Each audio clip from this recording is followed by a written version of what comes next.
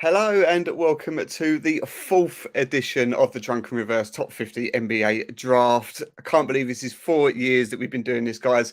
A product of lockdown. This is where we started this, and it remains my most fun, most looked forward to day all year round. So I'm delighted to be doing it back again. This is the first time you're joining us. This is where 5 NBA UK accounts come together to put their top 50 independent lists into one. But we'll start with some pretty bad news. Is that the fact that I just said 5, and unfortunately tonight it is only 4. Rich Barrett at NBA UK fans has been a stalwart throughout of these. Unfortunately, a last-minute dropout due to a family emergency. But there still remains 4. I want to introduce my cast. Apart from that, it's the same returning cast as of last year. Let's go round and introduce everybody. First of all, from UK Nets fans, Mr. Matt Hardy. Matt, how are you, sir? Very well, mate. A bit thirsty, so this might get off to a quicker start than usual. You're in the right show if you're thirsty. So it's great to have you back. What are you drinking tonight? What's your tipple? So I've gone with Thatcher's Gold, nice local tipple, and due to peer pressure, I'm going to be I've got some shots lined up too. Yeah, you absolutely buckled on the peer pressure there with the shots. Great to have you along, mate. From Suns Fans UK, another Matt LV for the help of the crowd watching today. We will be referring to Matt as Melvy. Matt Melvy, sorry. How are you, sir? Yeah, all good. Thank you very much. Thanks for having me again. Great to have you back, mate. What are you drinking tonight? I'm starting with this pineapple thing because it's tasty, and I've got ready some gin, some Bombay, and also got some Hennessy in the cupboard as well. So we might get onto that a bit later as well. Well prepared. He's got a full bar there sitting. Henny. So yeah, welcome back. And a Diet Coke. Great stuff. Great to have you back. Second year with us. Really enjoyed last year's version with you in it, mate. So welcome back. And of course, the day one of my favourite guys on this platform. It's Aaron Ema from Pacers UK. Ema, how are you?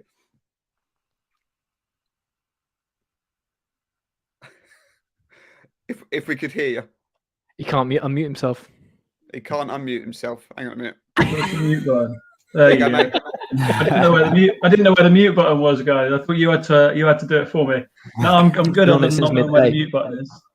Other than not knowing where the mute button is, absolutely fine. Drinking various ciders and whatever I pull out the cupboard. It's a bit of a whatever shot I feel like at the time. Yeah, he's not known to hold back. Cupboard is right back there, so I'll just have a look through when it gets to that time. Yeah, it's quite funny to watch Ema throughout the night because he doesn't hold back. He just, even if it's just a bad take, that's enough for him to just down some shots. So yeah, looking forward to seeing how he deteriorates tonight.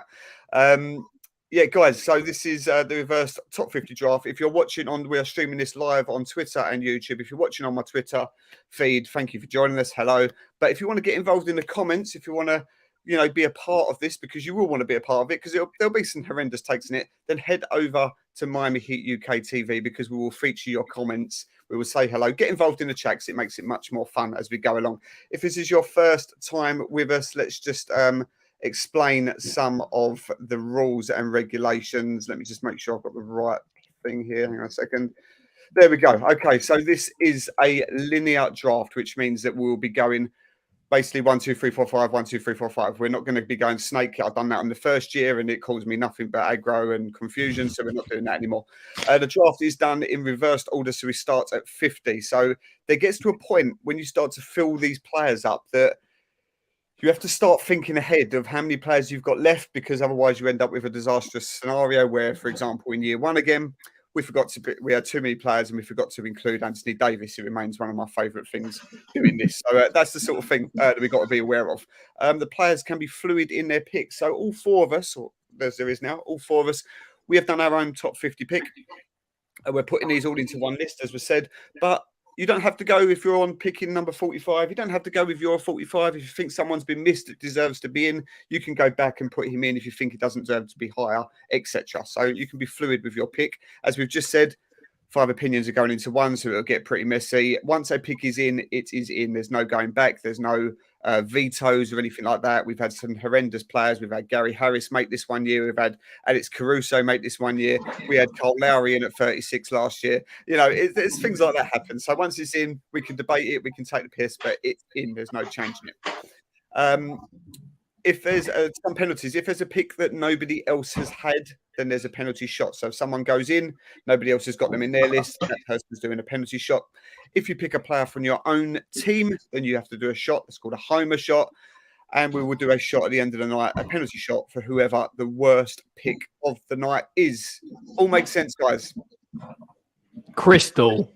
Great stuff. Right. So the introductions are done. The rules and regulations are done. We need to get into it, guys. We will have a toilet break or two as we go on. Maybe around the 30 pick mark will be a first one. We'll put that up. We're making sure. But as I said, if you're ready, guys, if everyone's listening, if the listeners are here, pour yourself a drink, get involved in the chat. We will start with Matt from UK Nets fans as the ticker at the bottom. Last year, you was also first, and you went in with Tyrese Halliburton. You had to do a penalty shot for that because nobody else had them. I think we're going to see him a bit higher this year. But who have you got in at 50? Kick us off.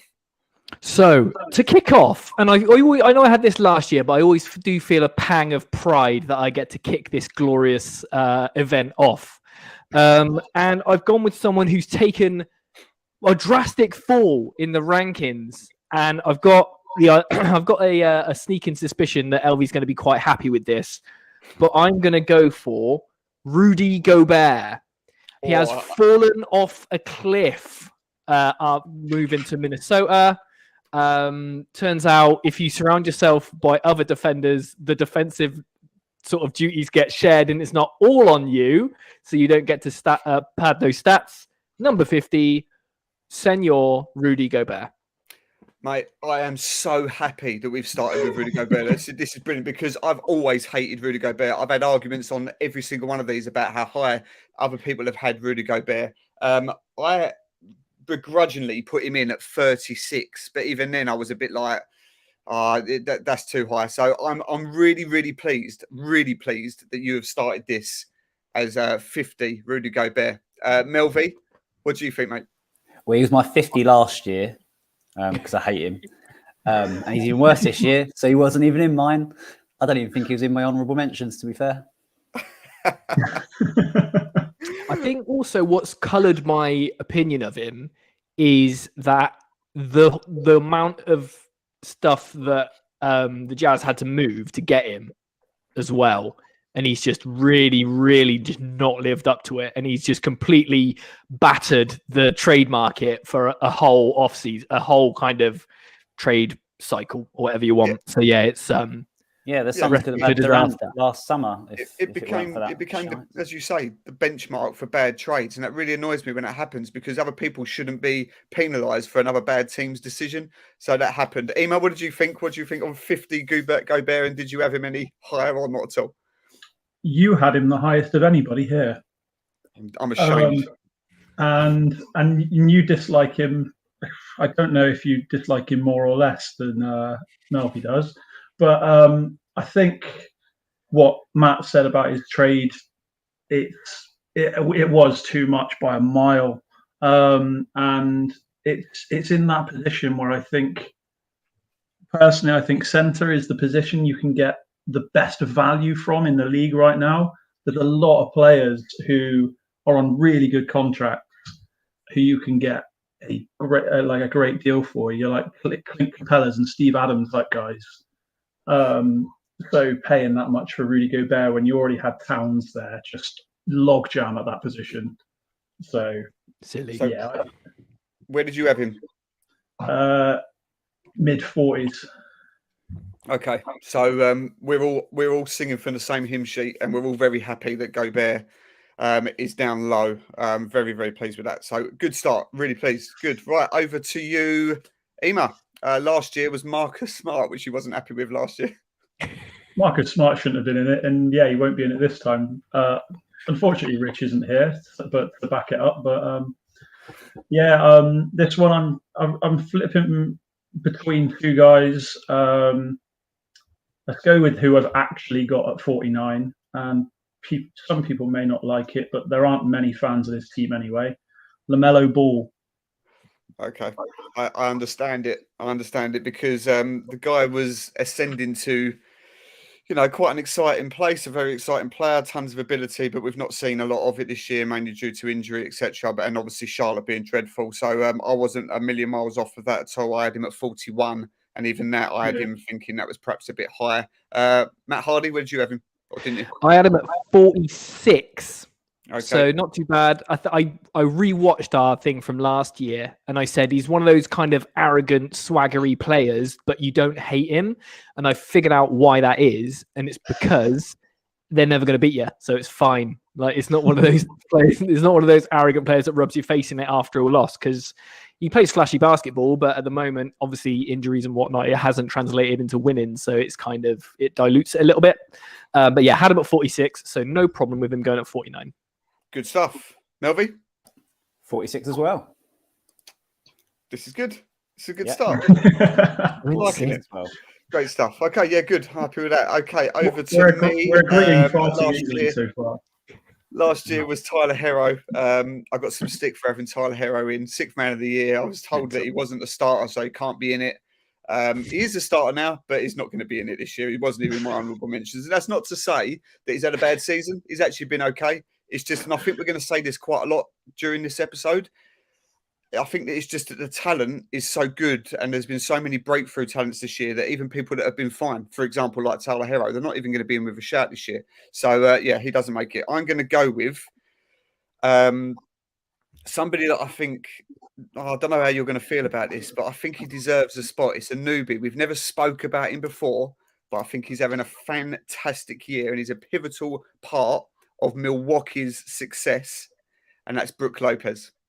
Yes, Nets legend. Taught him everything he knows. So he's in a first pick for Brook Lopez being almost as good as Timothy Mozgov there, right? Ema, sorry, what's your thoughts? He was the other one I was flipping between at 49. Good. So it was between Brook Lopez and LaMelo Ball. Oh, good stuff. Good. Yeah, I think he's been really, really good. Really good. I think he's been there's even question marks about having it being in some sort of most improved shout. But Matt Hardy, where did you have him? I had him at 49. Right. Yeah, loads of love for Brook. And he's just old school, isn't he? Just an old school, absolute sack of potatoes. But now he stretches the floor, 2.5 blocks a game, and 15 points, 37% from free. I didn't know he was that decent. But yeah, everything you want from a modern big. So yeah, Brook he is the example to use of a player that's reinvented himself over the last 5 years or so. 100%. I think I saw something that was he shot 3 threes when he was in Brooklyn. Yeah. And he's still the Nets franchise top scorer in total points. So it just goes to show you the kind of player he was, and exactly like you say, Aaron, he's just completely changed with the times. And yeah, loads of love. Yeah, because that year he was with the Lakers, he looked like he was out of the league, didn't he? Really, when he started playing with that 3-point shot a bit. Yeah. He could well have been out of the league if he didn't change up the way he played and added in his shooting.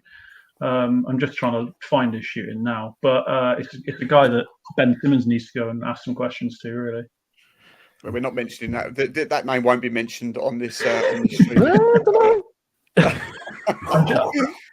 Before we move on, Liam, always an avid watcher of this show. Where is Rich? Unfortunately, Rich, a last-minute pull-out, had a family emergency, so we'll miss him tonight. But please be involved. Get involved in the comments because I know you're always here for it. Let's move on. So good. This has been a good start so far. We're all aligned here. Over to you, Melvy. Last year was Russell Westbrook. Interesting. Yeah. Who you got? I had Brook Lopez at 47, by the way. So sorry, mate. Yes. That's all right. It's fine. Okay. This might be too low, but I think he's been good this year. Kristaps Porzingis. Yeah. I understand it. I did consider him. I think just again because of the stacking amount of talent that was there, that there was a few It was on like one of my honourable mentions that ended up not making it, but I do get it. I think he's been well. The fact that they're extending him, they're looking to build now with him for somebody that's sort of bounced around a little bit. I think that shows that he's had an important season. Ema, what do you think of that? I had him in the sort of 10 positions outside of the 50, not quite making it. Yeah, about the same as me. Matt Hardy. Same, just outside the top 50, didn't quite make it. And that means a homer. Oh, sorry, not a homer. A shot penalty for Melvi for nobody else being involved. So what are you going with? It's not a Diet Coke, is it? No, gin. Probably gin. Gin is my least favourite of the spirits, I think. Good luck, man. It's the only one. I can't do whiskey shots or anything. There we go. Oh, it's a good measure as well. It was a good measure. Well, I haven't got a shot glass. I've only got them. I was so close to putting Porzingis in, though. Like, it was very close. Oh, I bet he's gutted about that. Yeah. Has Assajo been drafted yet? Not yet, Tom, but welcome along. Thank you for joining us. Right, again, these things are going to come around thick and fast because we're a man down. We've all got extra picks tonight, so we are back round 2. Matt, last year at 46 was CJ McCollum. Who you got? I'm going to go mental, and I'm going to say Jamal Murray. Okay. So he's a little bit sort of down on where he is. But yeah, I just think kind of with Denver being fit and firing, I think he has obviously playing alongside Jokic kind of gets you a bit downplayed anyway. But it sort of seems to me that it seems a bit like Jokic and Michael Porter Jr. at the moment are getting kind of all the highlights and all that. And hands up, I only watch Nets games anyway. So yeah, it just feels like he's obviously really good, but that's just kind of that's his sort of level at the moment. I don't know what you guys think. Ema, what do you think? Jamal Murray had at 45. So good. Again, I'm really close to what everybody else is going for. Can't disagree with anything that's being said, to be perfectly honest. No, that's good. Melvi, where'd you have him? 48, I had him. Oh, this is the most accurate start we've ever made. We're going to knock this out in 45 minutes, lads. I had him a little bit higher, but I had him at 40. So again, we're in a ballpark. So we're all in the fours.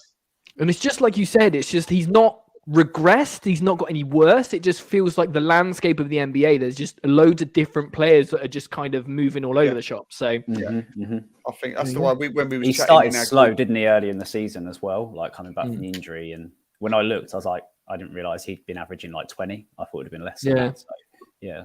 No, I think it's like you say, Matt, it's going to be there's going to be a lot of this tonight, and this has been by far, I've said in the group that this is going to be by far the hardest year because just the amount of talent that we've got in the league right now. So let's move on over to Ema. 45 last year was Fred Van Fleet. You got? Cool. Let's just go with who I had at 46 so they can switch around with one another. It's another Murray Deontay.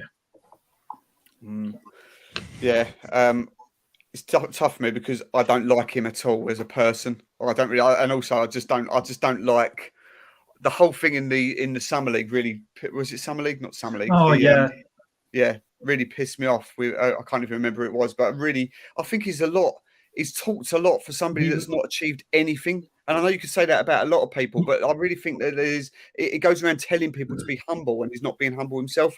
So I'm not a big fan of him, even though I think we was all quite high on him last year. I didn't have him at all, not even in my honourables. Melvi, what did you have? I had him listed at 42. Okay. Yep. So again, in the ballpark, Matt Hardy. Deontay Murray. I'm just trying to find. I was sure I had him because I am quite high on Deontay Murray. 45. Okay. I had him. There you go. That's where we got him then. So I forgot about the stuff in the summer, but which is probably good because it made sure that I wasn't biased against him for it. But yeah, he was. I remember he was talking in the summer about having to play in these the pro-am friendly games so that kids can see free games and stuff. Wasn't he? Yeah. We've got to play these games so that kids can see us play for free. And I was I was probably you and me are probably on the same side there. If you want kids to see games for free that much, buy them a bunch of tickets for Hawks games. Yeah, that's it. And I think also you have to. I know that we'll probably come on to a lot of this again tonight about like the stand-ins and how people have they improved. But the Hawks were supposed to be better this year, and if anything, they're not. They've gone the other way. There'll be a first round exit. They might not even get through the play-in. I think if you look at the four teams that are going to be in the play-in, every single one of them will want to play the Hawks. I think they're the easiest route through. But we'll see. But have you seen all of the recent numbers about how average the Hawks are? So it was like this was about a week ago. It was in the last 2 games they were 1-1. In the last 4 games 2-2. The last 6 games 3-3, and it went all the way down to the last 28 games. They are 14-14. They literally win one, lose one, win one, lose one, over the course of 28 games. Wow. The degree that eventually they're 24-24 against East teams and 15-15 against West teams, and they had scored 9,209 and conceded 9,210. Like, they are the most average team in the NBA. It's unreal how close all those numbers are. The middest team ever. Yeah, they're ridiculously middle ground. The definition of mid. Yeah, absolutely. Okay. I will say, if this was top 50 handsomest players in the NBA, he'd be up there because he's a very good-looking lad. But yeah, should we do that in the summer? Yeah. Yeah, there we go. We'll pen that in. We'll start promoing that. Okay. Both the Murrays are in at 46 and 45. Over to 44. It's back to me. Last year was Pascal Siakam. Right. I'm going to go with who I had at my 46. And I'm looking at just below me at Matt Hardy because it's going to be Mikal Bridges. Are you pissed up, Dan? No way. So that's got across the board open mouths. Matt, I'm starting with you. Do you know he's basically KD? I am shook. I am shocked. I'm disappointed. I'm worried, actually, about you. No. Fair. I'm obviously about her. I think Melvy's was also going to have something to say as well. I had him at 38, which I thought was very humble of me. That was very humble. I wasn't humble at all. And he's actually on course to play 83 games this year out of 82 after his trade. Mental. Absolutely mental, Dan. Yeah. I mean, I'll come on to you two in a second, but to be fair, when the trade went down, I was actually one of the only people in the group that said, I actually quite like that for the Nets. I think they've actually got. You're never going to win a trade where you trade away KD, but I actually think you've done well out of that. And Mikal Bridges, he was an outstanding piece to now build around, and he's been really good, really good. So, let's see what you two hollow think. words. So first of all, the story goes with that trade is that we didn't offer Mikal, of course, and what happened was the Nets said, "You can have him, but these are our demands. There's no negotiating." Like, this is it. Yeah. And then the Sun, when they finally agreed on Mikal, when they went back to say yes, the Nets went, actually, we want Jay Crowder as well. And they were like, what? And they were like, yeah, if you don't give us Jay as well, because we want to trade him. And we were like, but we want to trade him. And they're like, okay, say goodbye. Then we were like, oh, and they had to give Jay as well. Yeah. Finessed. Yeah. Hey, Ema? Finessed. I think trade-wise, when it comes to a guy like Durant, you've got Booker and Chris Paul there. You either go all in, or you really add in a lot of pressure to yourself to try and just step over the line to get to that, to try and get yourself a title. Durant really does send you over the top a bit. Of course. Bridges, though, I had him higher than that. I had him higher than. Where did you have him, Melby? Did you say? So I didn't. What I was going to say, if he was still with the Suns, he'd have been higher than what we've just picked him. Of course he would. Right? Honestly, he'd have been in the 30s. But because of the way he's played, I actually had him. This might be too high. 26. Okay. Fair. I didn't have him at 26. I had him at 35. Okay. So we had a 26, a Player of the week last week. Where was you, Matt? Sorry? I had 38. 38. and he ends up at 44. So I'm sorry, I've let everybody down, You know including what? Matt Hardy. With my 50th pick, for a laugh, I was going to do Nick Claxton, but I was like, no, I respect the format of this show. No. It's got to be a bit close. And could use it- this is just you can use blown it on out of the Bam. water. Dan. You can use it on Bam. It'd be fine. I was gonna say, fuck it, Yeah, there's Bam's going to be a next. vengeance call bit later on. Right, I think we better move on very quickly because that didn't go down well at all. Over to you, Suns fans UK. 43 pick last year was Darius Garland. So this is kind of one of these ones because I don't really like them, but I know they need to be in this. So Jaren Jackson Jr. Triple jump. JJJ. I'm happy with that. I had him at 43. What are we on now? 43. Oh, there you go. Yeah, Bang on. 43. 43. Yeah. Really like the player. I think he's been brilliant. Defensive player of the year by a mile. I think he's been an outstanding contribution to a very successful team. Did you read that article though that someone did? About the I block. know Ema would have, yeah. Well, he's getting blocks and steals when he's sat on the bench when he's at home. Oh yeah, of course. Yeah. I know a statistician in the NBA, and everything gets looked at afterwards anyway. They like the way it did for that Giannis game where he tried to force a triple double with throwing the ball. Funny enough, it was the same week, weren't it? They came out about the same time, I think. So it was just Yeah, I don't believe any of that stuff about the blocks. Just, I mean, home court advantage is just a thing anyway. Like you players generally perform better at home. So of course they do. In any case, I had him at 31. That's good. Yeah, 31. That's a high ranking. Matt Hardy, where'd you have him? I had him at 35. He's 23. I didn't realize how young he was. So yeah, he's super stupid athletic. Obviously blocks a ton of shots. Yeah, really dynamic. I think really like I love defensive minded, like primarily defensive players. I think you get like that when you get older. But yeah, I had him a bit higher, but yeah, I'm not going to lose any sleep that he goes a bit later. Yep, in the ballpark. So we had 2 43s and then a couple of 30s. So no, good shout. And I think that's the first time we've seen JJJ in this draft as well. So another newcomer. I think he won't be the last. So good, nice one. So we're on to, let's see, where are we? 42. Back round the circle we go. Round for a new round. Matt last year at 42 was Domantas Sabonis. He's had a very good year. I'm sure he'll be higher. What you got? So I am going to go.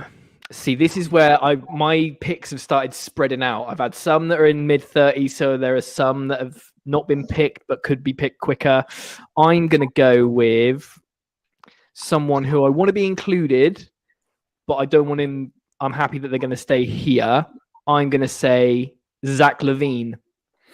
Zach. Thank you. Yep. That's good. Thank you from Ema. Ema, what do you think? Yeah, I had him exactly at 42. Good stuff. Yep, good. Melvin? I had him at 38, so slightly higher.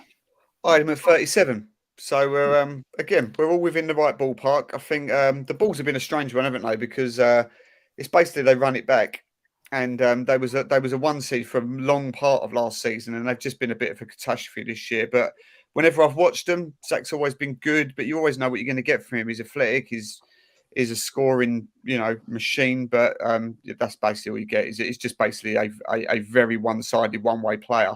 So that will always be his limitations. But I think that's going to be about right. He's not happy there, though, is he? There's loads of. I think it's kind of off-court issues in the locker room, isn't it, with that team? There just doesn't seem to be anything. Is it his extension year, or has that already happened? I think it's already happened, isn't it? I think the problems in the background are because of that, but I don't know if it's this year or not. LaVine's already extended. Yeah, because it's a big contract. Maybe it was a role thing. He's got a player option at the end of 2027. His contract runs until the end of 26, where he's going to be getting 46 million.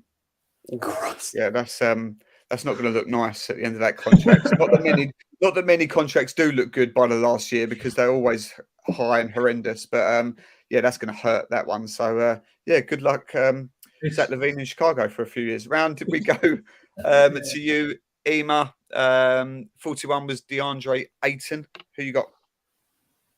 Cool. Well, I've just done a little, as I do a little scroll. How many spots are left? How many players have I got left on my list? So I'm gonna do the reach back and pick a guy that I had a little bit lower, but if I don't, then we'll end up with an empty space later. So I'm gonna go with, and it might end up with a shot, it might not. Desmond Bane. Okay. It does not end up with a shot for you, just to let you know. There you go. You've been saved. Yeah, he's been I think he's just one of those that is. Desmond Bane's one of the sort of most ideal high-level role players that any team could ask for. He's never going to be a number 1 or 2 option, obviously, but I think he's been really good. I must admit, I didn't consider him, but maybe that's short-sighted of me. Matt Hardy, where'd you have him? Yeah, he was on mine. I had him at 40, little T-Rex arms, Desmond Bane. Yeah, he's just a killer, and he from pulling up or from whatever it is. Yeah, I had him at 40. I don't really have any strong feelings about him. Yeah, just another one of those good shooters. It's literally a guy I've picked because he's there and we're at a spot where I don't want to see him go much past the 40 range. So knock him in at 41 and then forget about him as we go on, basically. Get this guy out of the way. What a compliment that is. What a character. Well, we don't want a problem later where we've got 2 spots at the very end and we go, oh, yeah. Desmond Bane's number 1, yeah. Desmond Bane's number 1 overall. That's an iconic top 50 reverse drunk draft character reference there. Yeah, we'll stick him in at 41 and just forget about him. I had him at 44. Where did you have him, Matt? 44. 44. So again, we're all 44, 41, and 40. Yeah. Okay, we're all ballparks. Again, this is good stuff. Good stuff. So Bane is in again, another newbie, another debutant. This is going too smoothly, too easily. We need to argue more. You need to start fucking shit up. Okay. Top 40 now we're into. Last year was Jamal Murray. He's already gone. It's back round to me. Who do I go with? I'll tell you what. I'm going to go with who I had bang on 40, and that's Brunson. Brunners. Again, some ums and ums. Were anybody not have him? Everyone had him. Everyone had him? I had him. Yeah, I got him. Okay, let's go around. Matt Hardy, where'd you have him? I had him at 32. It's always nice when someone kind of leaves a team, because he came from Dallas, right? Especially so leaves a team where he's behind a superstar. He's obviously gone, bollocks to this, I'm good as well. And he's gone and he's showing out, albeit for a trash franchise. But no, fair play to him. Quick, dribbly, hustly kind of guy. Averaging 24 points and 6 assists, 40% from free. Again, I'm another one of those players, just cool little shooty, little dribbly guard. Yeah, I like him, and I think again it's very, very well summed up. But I think the main point you made there, which is right, it's good to see when someone has a chance to stay or go and try and make something happen. And he's actually extended New York into a better state because they're a good team now. They're a good team. They're not a challenger, in my opinion, but they're a damn good team. And to say that about the Knicks over the last 20 odd years, that's quite a thing to say. Melvie, where'd you have him? I had him around the same as Matt, so 27. Okay, so yeah, both a little bit higher. Ema? I had him at 30. I think it was the wrong move, him going to New York, honestly. He's made a good move for him personally in his numbers, but in terms of winning anything, nah, whatever. You ain't going to win anything. Your buddy's doing it at the Garden. Fuck off. Knicks fans. I saw it was down to his dad or something, apparently. His dad became his agent. This is what we've just heard, isn't it, over the last day or so, that it's all come out about Mark Cuban was saying it, right? something like that. But no, I love that, Matt. I'm gonna soundbite that. I'm gonna clip that. That's fantastic. So Brunson is again maybe a bit low, according to the rest of the panel here, but he is in at 40. And Ema, you're on the red stag now already. Yeah, why not? Why not? On the red stag, love that. Yeah, I was just going to say I've been to Madison Square Garden. It's just a little bit overrated, honestly. Yeah. But yeah, got Billy Joel up in the rafters, so I can't take that fucking team seriously. They've retired Billy Joel's number or whatever because he sold out something. The thing is, I walked to the back of MSG, and if you do sit at the back, you can see like there's a bunch of pillars and stuff like slightly blocking your view. Because they're holding the ceiling up, and it was like, well, yeah, this is great. And if you walk down the concourse, around the concourse, there's like no decoration. It's just blank concrete grey walls. It's just dead. So yeah, your team should stay in. Yeah, there we go. Right, let's move on over into 39. Over to you, Mel V. Last year was Clay. We haven't had Clay yet. Interesting. No, we haven't. So we're on the Knicks, and I had this person lower than Brunson, and actually at my 39 pick. I don't have to go here or not. I have to delete it again then. Yeah, I'm going to go Julius Randle. Why not?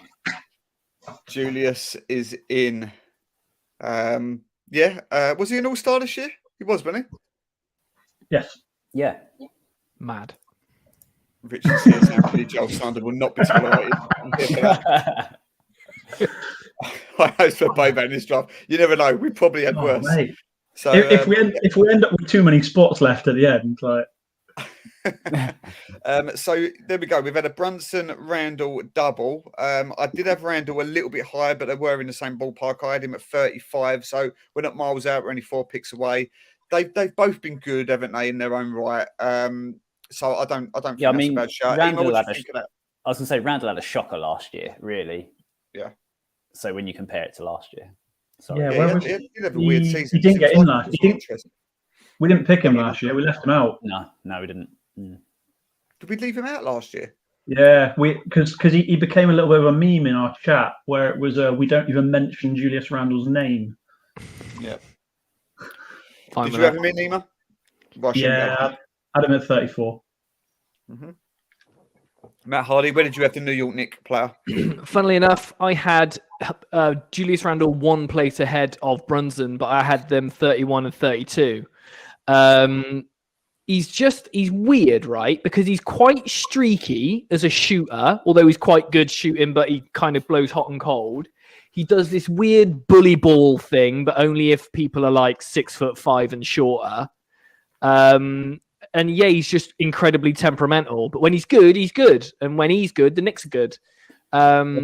He's good when he's got someone next to him. Because I think like having Brunson there has helped because he hasn't. Yeah, exactly. Because you can't rely on Julius Randle. No, you can't. That was the problem they had last year, wasn't it? Exactly. They were. So, yeah. Had him at 31, but happy he's going later because fuck the Knicks. Big bomb. So it started. With it going to be definitely, let's just very quickly deviate, a Cavs Knicks first round.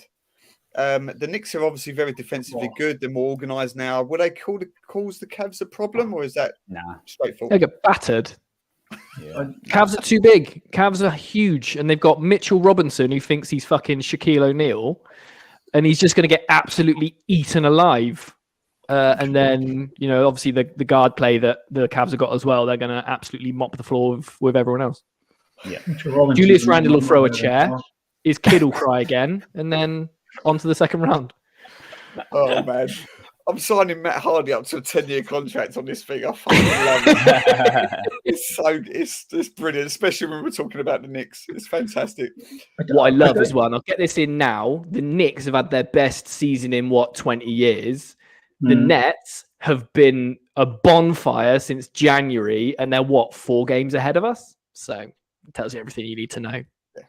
I'm glad you got that off your chest, mate. I forgot there was even a rivalry there, honestly. Like I don't think. I mean, I know I give you a little bit of crap for the Nets here and there and whatever. Same for who hooping and looting Elliott, because they've traded away everything to get all those players, and it's not worked out. Whatever. But the Nets it's been so long since they've had any sort of relevance at all. It's so long. The Knicks. The Knicks. Sorry. There you go. The Red Stag Satan. Julius Randle's just a weird, he's like a big Desmond Bain build. I feel like Julius Randle needs to be stretched another 3 inches taller, and then he would be a really good player. Brilliant. Right, okay, guys. Well, we've had back-to-back Knicks. I don't think we'll see any more. There they are at 40 and 39. Let's move round to Matt. A new round at 38. Last year was Zion. Interesting one. What you got? 39. Nice. That was 39 was Randall. Oh, that was Elvie, was it? Yeah. Cool. Yeah. Cool. So again, I think I'm going to start having to just give up on some people. But I'm going to go with BI Brandon Ingram. Okay. Old sleepy eyes himself. Brandon Ingram. Sleepy or something else, yeah. And the new collective bargaining agreement. He'd be happy with that, wouldn't he? Yeah, he'd be well happy. They'll all be walking into stadiums with it. Yeah. Ingram's again, the Pels are a weird one, aren't they? Because they can never just get it together to be fit enough and healthy enough to just actually cause a problem. Because on paper, their team's exciting, but they just don't have enough to be able to just do it regularly to make a Western Conference that's very difficult to cause it a problem, because they've got the ability to do it. And Ingram's a great player. I think he's been at another really good year. I did have him a bit higher. I had him at 30, but again, not miles away. But yeah, I think he's a bit of a victim, really, of just not being able to compete to maybe the level they're with so many injuries, always with the Pelicans.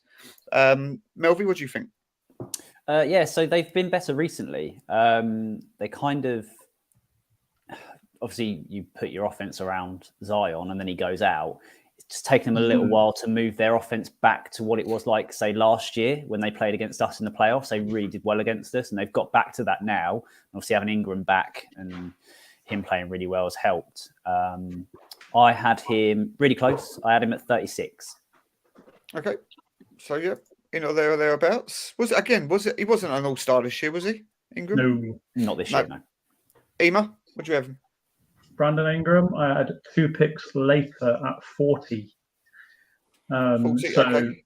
Right area, basically. Zion Williamson not being there is a problem for that team. I honestly forget who else they've got, because it's just one of those teams that are in the middle ground that you forget who's on their team here and there. But with Zion not being there all the time, it's they've invested so much into him. It's going to be a problem. Yeah, it's a shame with them, because they've, as I said, they've got the ability to cause a problem in that division or that conference. But yeah, health, especially when your superstar, your generational talent just can't stay healthy, is going to be tricky. But no, again, good pick, Matt. They're at 38. Everybody had them around the same place. Round to you, Ema. Last year at 37 was Drew Holiday. Who you got? Cool, 37. I'm going to reach backwards again, I think. You'll reach around again. That's what I do. Let's double check my numbers. We're at 37. Oh, yeah. 36 players. I'm going to have to leave someone out, actually. Let's leave a guy out instead. And if he doesn't make it, so be it. Bradley Beal. Bradley Beal down at 37. I had completely resigned myself to him not being included. I had him at 44. Wow. Shit, Dame Lillard, isn't it? I had him slightly lower at 39, to be honest. Yeah. But sorry. Yeah. I had him at 43 because of he's barely about. Yeah. And he keeps just staying for the check, basically. And he's had plenty of opportunity to do something different. I get it that you want to stay with your team and you want to build at your team, but he's shown no loyalty. He's been like, oh yeah, I hate it here. They need to do something with the team, or I'm fucking off. It's not even that. It's how that many millions? Yeah, all right, mate. Yeah, I'm there. I don't think Bradley Beal's ever been a franchise player to be able to be that kind of guy to say, I'm going to take all of the money and build around me. Bradley Beal isn't that player. They treat him like that. I don't think you can say Bradley Beal is going to be at any point. Nobody here would have said, "Oh yeah, Bradley Beal's a top 12, 15 NBA player." So he can take all the money he wants, but it means he's taking that max deal out of somebody else's hands that can actually push him to the next level. Yeah, that's it. Basically, again, good summary.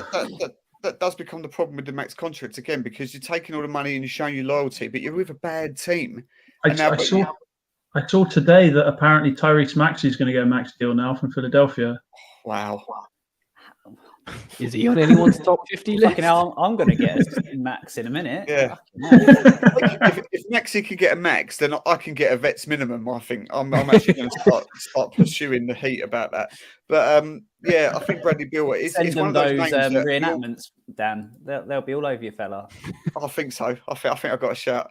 Bradley Beal is one of them players though, where you almost want to mute his name on Twitter because you're just fed up of hearing the same thing year after year. I don't hear about him much anymore, to be honest. Yeah, but that's it. You're on a bad team. You're expecting them to be a good team. You're taking basically 50% of their cap space, and yet moaning when things go wrong. You've made your bed, mate. Just lie in it or get out of there. You can't keep saying you think it's going to be a challenger. It's very much like the Dame Lillard thing, but I think we actually will see the end of that this year with Dame in Portland. I think I'd actually be a surprise now if he does go. If he does stay. But yeah, Bradley Beal, I did have him higher because I do still think that on his day, he can compete with anybody, and I had him at 27. But your rankings there does show that it's just almost been forgotten about, and that's a bit of a shame because I really do like Brad. But yeah, you've made your bed. He's in at 37. Would be interesting. I may actually have buggered up my maths there though, and we may end up with too many picks. Okay, but, yeah, you're right. We'll see what happens.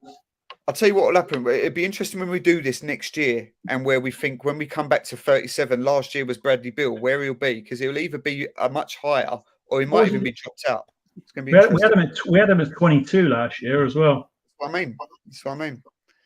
Yeah, interesting. Let's just have a look. A couple of comments. Matt Hardy reportedly getting 19 million a year as Ryan Gosling stunt double. Not my words. Rich Barrett's words. And Tom, yeah, I'll gladly take UD's contracts. I'll sit on the bench. Have my say, wear my hoodie. I'm all for that. That's get good. Millions of dollars just to go grey. That's his whole job. Pretty much, yeah. I'm surprised he's retiring. He's like the Scott Carson of basketball. No UD slander ever allowed on any stream ever. 36 is my pick. Last year at 36 was the worst pick of the night. Kyle Lowry. It wasn't me. It was from Melvi.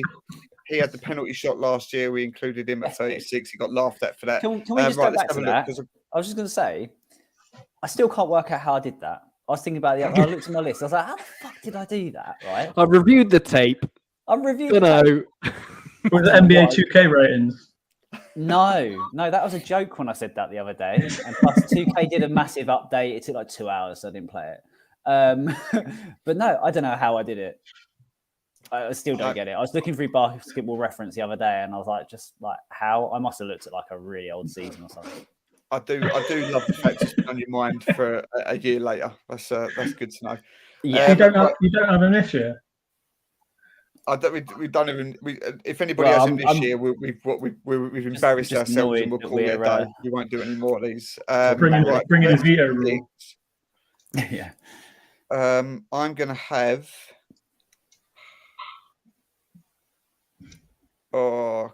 Drew Holiday. Oh, 36. no. Oh no, for me, ma. Yeah, I really like Drew Holiday. I had him way, way higher. To me, so far, that's the worst pick of the night.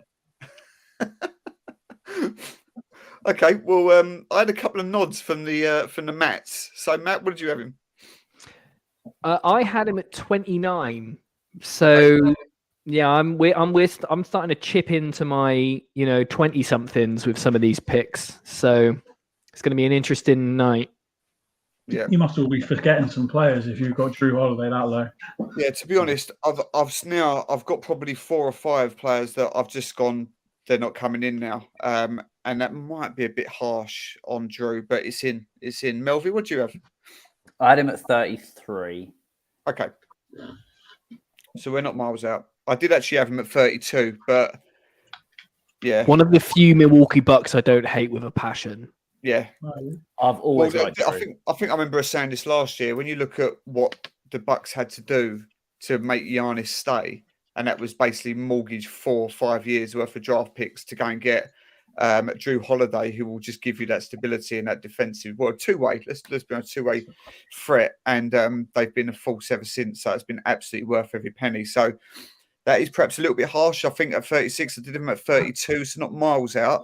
If I pose the question, how good do you think he is this year up to last year? Well, I think the fact that the Bucks have the number 1 record in the NBA sort of shows you his importance to that team. But in comparison to last year, do you think he's last year?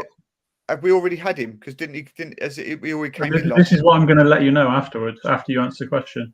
Well, I think he's been. Well, even if he's not got better, it's just another. They've brought loads of people back from last year, and it's just another year together, another year of developing that sort of chemistry and all that sort of stuff. So he may not have had to take a leap. Yeah, but the whole Bucks system, the Bucks train is just gathering momentum. And Drew's never going to be a guy that's like a box score monster. He's never going to be somebody that takes over a game and wins it on his own. But he's always I was going to say he fucking destroyed us a few Sundays. He destroyed Indiana last week. Like he had like a 51-point game or something. No. Let me double check it, but it was a high game. Like it was a really high scoring game. Anyway, last year we had him. We had him 1 pick later at 37 last year. But I'm just checking this Indiana game. 51-point game he had against Indiana. Yeah. Jesus Christ. Okay. Got 20 of 30 from the field. All right, so it's not been a popular pick. I'm not doing that well, am I? Let's be honest, no. Tone deaf, Dan. It looks like you've just looked at last year's list and gone, I'll bump him up once. I'll bump him down once. Yeah. Drew Holiday, anyway, I had 21. 21. Wow. Okay.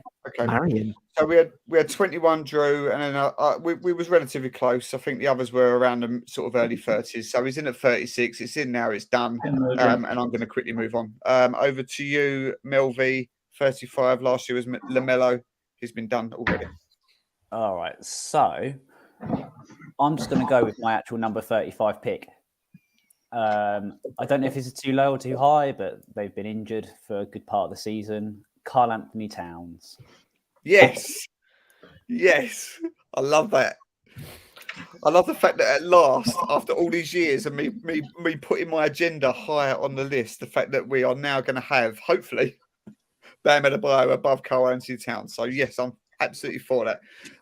Cat's had a difficult year. He's been injured for a long time. But the same problems remain, I think. It just doesn't seem to have that dog in him, does he, to take this team over the hump? They're always the same. The Timberwolves are on a repeat every single year. And this is your guy that you've built your franchise around that's on a monster contract that just doesn't seem to quite live up to expectations time and time again. Problem is, right, instead of challenging him and going, no, Cat, you're 7 foot. Yes, you can shoot, but you're 7 foot and you can rebound really well. They went, do you know what, mate? Don't worry. We agree with you. Let's go get a centre that you don't mesh with, who's barely in the top 50, shouldn't be in the top 50. It's what Indiana did. And yeah, it just makes no sense to me. All right. Matt, you were sort of agreeing along with all of that? Yeah, he's just, for someone who's 7 foot tall, he's not a very good defender. Yeah, which is weird. He turns the ball over a ton. Obviously, incredibly injury prone. Like a fine offensive player, but you know, he's just that. He's fine. He's changed his voice to make it a bit deeper in interviews to make himself look a bit cooler and a bit more manly. I don't know what's going on. It's really weird because when he's good, obviously all-star talent, big guy, stretches the floor, but yeah, he's just got like weird deficiencies that I think he's like 8 years in now. Yeah. And it's like, sort it out. He hasn't. It feels like he's as good as he's ever been. Do you know what I mean? And he's still fine. All right, Snowy. Snowy agrees. I'm all for. I'm all for the cat slander. I always have been. Just buckets of potential and talent that never gets lived up to, and they will never win anything. The Timberwolves, whilst he's in their tenure. So, Emo, what do you think? I did not realise he's only played 27 games this season. Yeah, he did. He did have a real. To be fair, he had a bad injury, didn't he? Kept him out for about 2.5 months, 3 months. Yeah. So, look, we don't like to see that, obviously. I had him at 37, so I had him in that exact range, basically 2 picks later. So, no anger, no animosity to anyone for picking him in that range at all. Great stuff. Good pick. Round we go again. I had him at 29. I had him at. So again, in the right sort of region. Matt Hardy, over to you again. New round. 34. Anthony Edwards last year. Just out of spite, I want to go with Jimmy Butler, just because that Mikal Bridges pick is still doing my head in. I'm not going to. I'm going to be the bigger man. I was just hovering over the end broadcast. I'm going to go with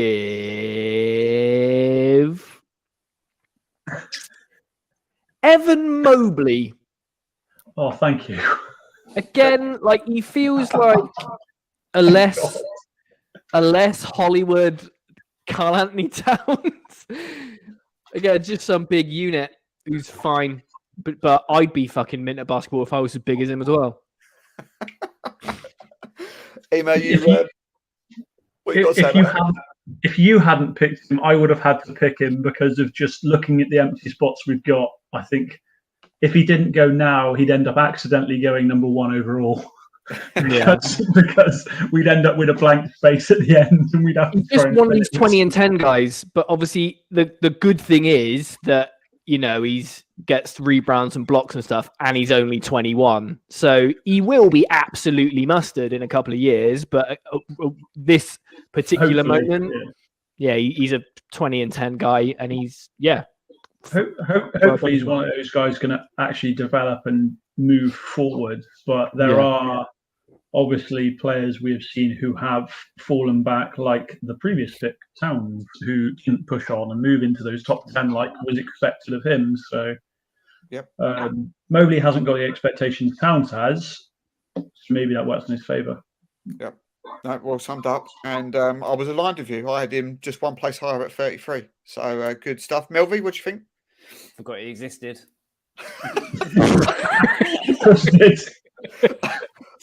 Oh man, brilliant. For some weird reason, I always get him and DeAndre Ayton mixed up. Don't know why.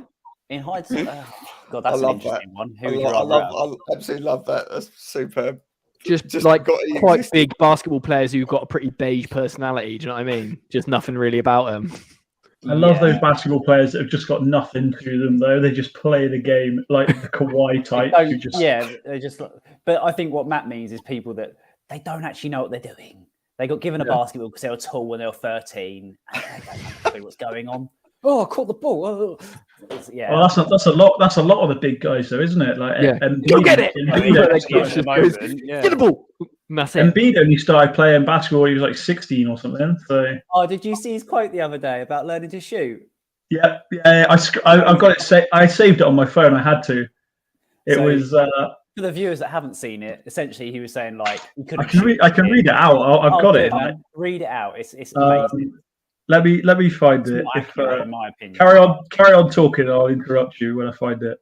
Oh, fantastic! A good one. Yeah, I did see the comment you're making about, but Mobley's in, and again, it's another newbie. We did say there'll be many of them. There could be up to sort of half a dozen or so new picks. There we go. But he goes in the highest at 34. Go on, read it out. We got it. So Embiid came to America as a 16-year-old. He had size but no basketball skills. So he said to the Players Tribune, "I'm chilling one night and I go on YouTube and I'm thinking, I'm about to figure this shooting thing out. I go into the search box, like how to shoot 3-pointers? Nah. How to shoot good form? Nah. Then the light bulb went off. I typed in the magic words, white people shooting 3-pointers. Listen, I know it's a stereotype, but have you ever seen a normal 30-year-old white guy shoot a 3-pointer? That elbow is tucked, man. The knees are bent. The follow-through is perfect. Always. You know how in America there's always an older guy wearing like Everlast sweatshorts at the court? That guy's always a problem. His J is always wet. I seriously got to the league by watching YouTube and living in the gym. There's no other way to explain it. Oh, man. Epic quote. Fantastic. White people shooting threes. Superb. Love it. Okay. Mobley is in at 34. Ema, round to you. Last year was Shea Gilgeous-Alexander. That was a bad he's going higher. We're staying away from that. I think that was me as well. So I can check. Shea Gilgeous-Alexander was picked by you, yes. Yeah. I've had some good ones under my belt. Right, what we got this year? You're lucky to you would be asked back. I can leave hosting duties to you next year, Matt. It's absolutely fine. Just get the comments. Righty. What pick is it? 33, mate. 33. Yeah, cool. Chris Middleton. I'm pleased you picked him because I was literally just going through my head going, I'm going to have to pick yet another buck, and I've already had we're all just filling. I'm not going to finish that sentence. We're all just filling the gaps at the moment. Yeah, I think Drew. I think the thing with Middleton, I think he's pretty much been this level. I think he's been somewhere in the 30s, like literally every year since we've been doing this for 4 years. He is what he is. No, the last 2 years he was 26 and 28. Okay, so in that ballpark, as we say. So we're saying he's slightly regressed. Again, he's had injury problems, I believe, this year, hasn't he? Well, I'm a little bit disappointed that I've had to pick him ahead of Drew Holiday, but they're both around that 20 to 40 range in support of Giannis, who's obviously dominant there. Yeah. Milvey, anything wildly different? Yeah, actually, because of injuries, I think he's only played like 30 odd games. I had him back at 45, but only because of the injuries. Yeah, it's understandable. So did you have Towns further back because of that as well? No, because he's not good enough to be any higher. But no, for Middleton, I wanted him to be in it, and I was like, he deserves to be in it. Yeah, 100%. So I'm helping everyone here by just filling the gaps with the players no one wanted to pick. Yeah, you're a saint. Love it. Matt Hardy, do you have him any different? Very similar story. I had him back at 41. A comparison that I don't think gets sort of, I don't know if I'm way off on this, but he feels a bit like a Kawhi type player in that he's really, really two-way-ish, but Kawhi kind of gets to the basket a bit more and he's a bit more plays around the perimeter. I don't know if that's way off, but I think he's as good defensively as he is going forward, and both of those he is good. But yeah, saying that, I had him back in the 40s, so what do I know? But yeah, fair play. No, I have no issue with this. I had him at 38, so I had him a few picks later as well anyway. It was just that I'm literally filling those gaps. Yeah, that's it. It's getting to the point, filling the gaps. Can't have him any higher. Before, otherwise it will start to get silly. So no, that's fine. We're happy with that. Another sort of mid-year for Middleton, always in the same sort of spot. We move on to 32. Last year it was Zach LaVine. Right, this one's going to be interesting because it's going to be another newcomer, I believe.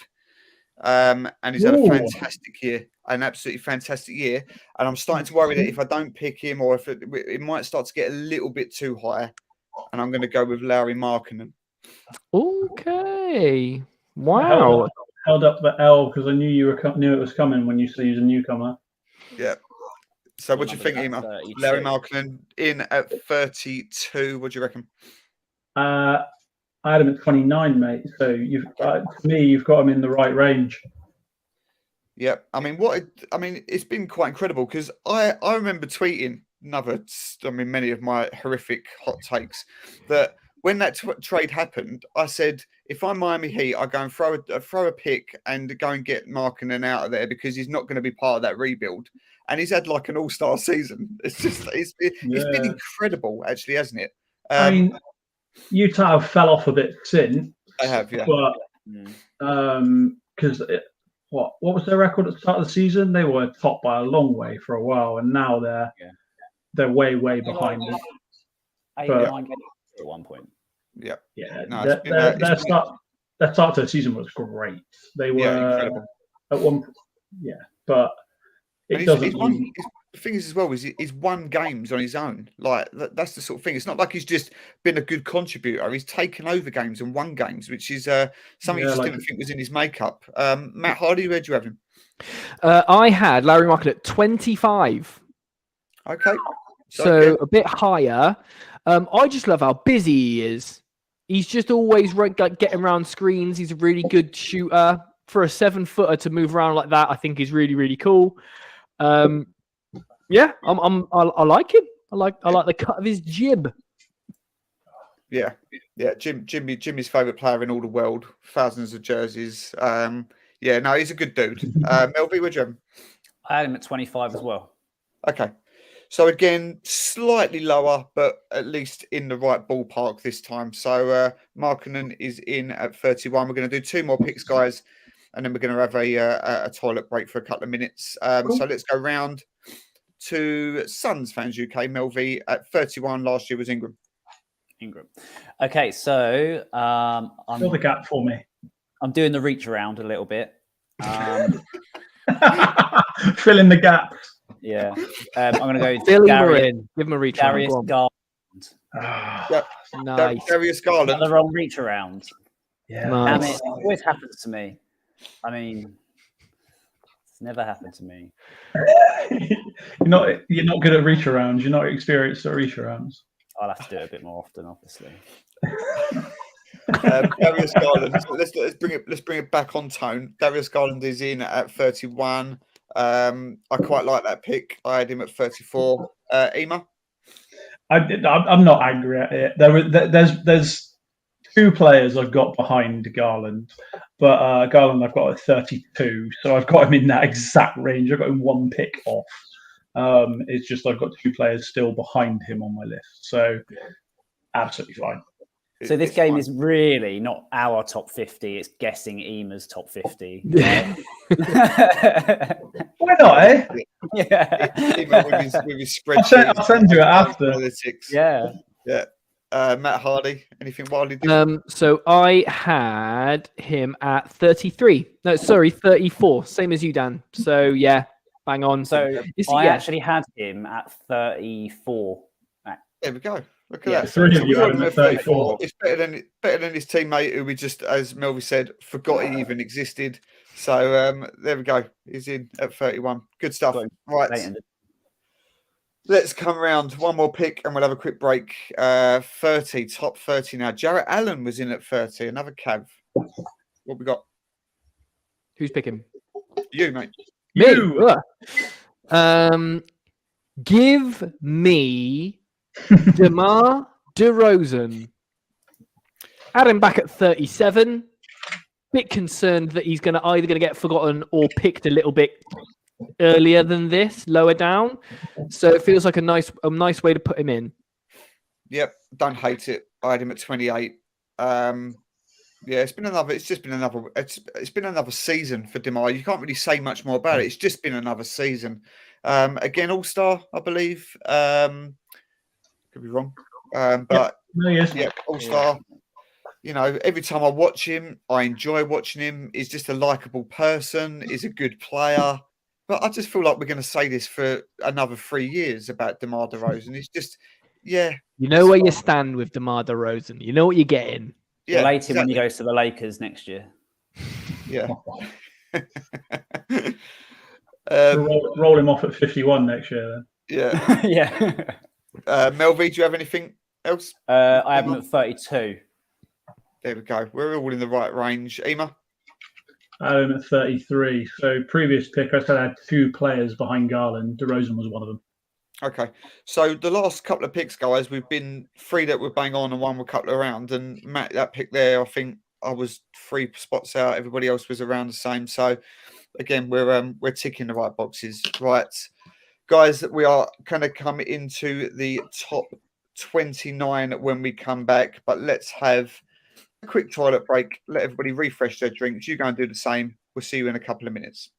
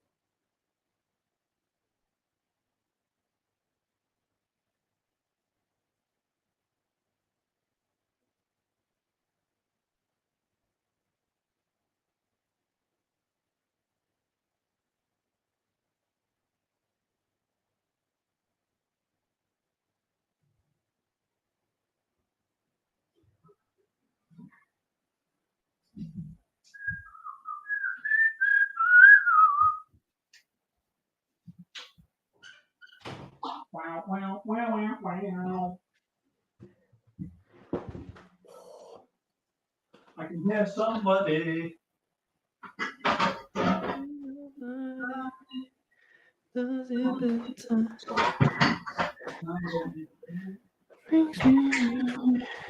can hear you singing.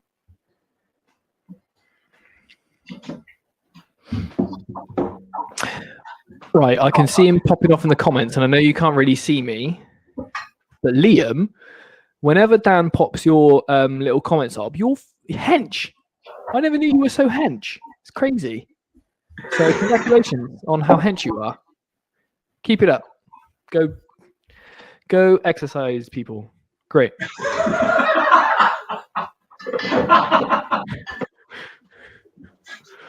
Go exercise, people. Yeah, I don't know.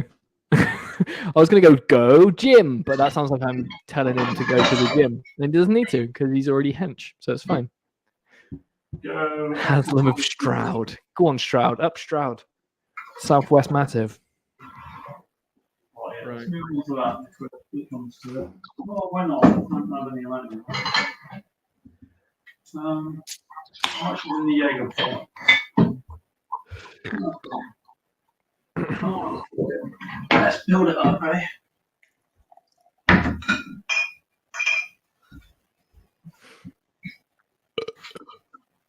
Fit.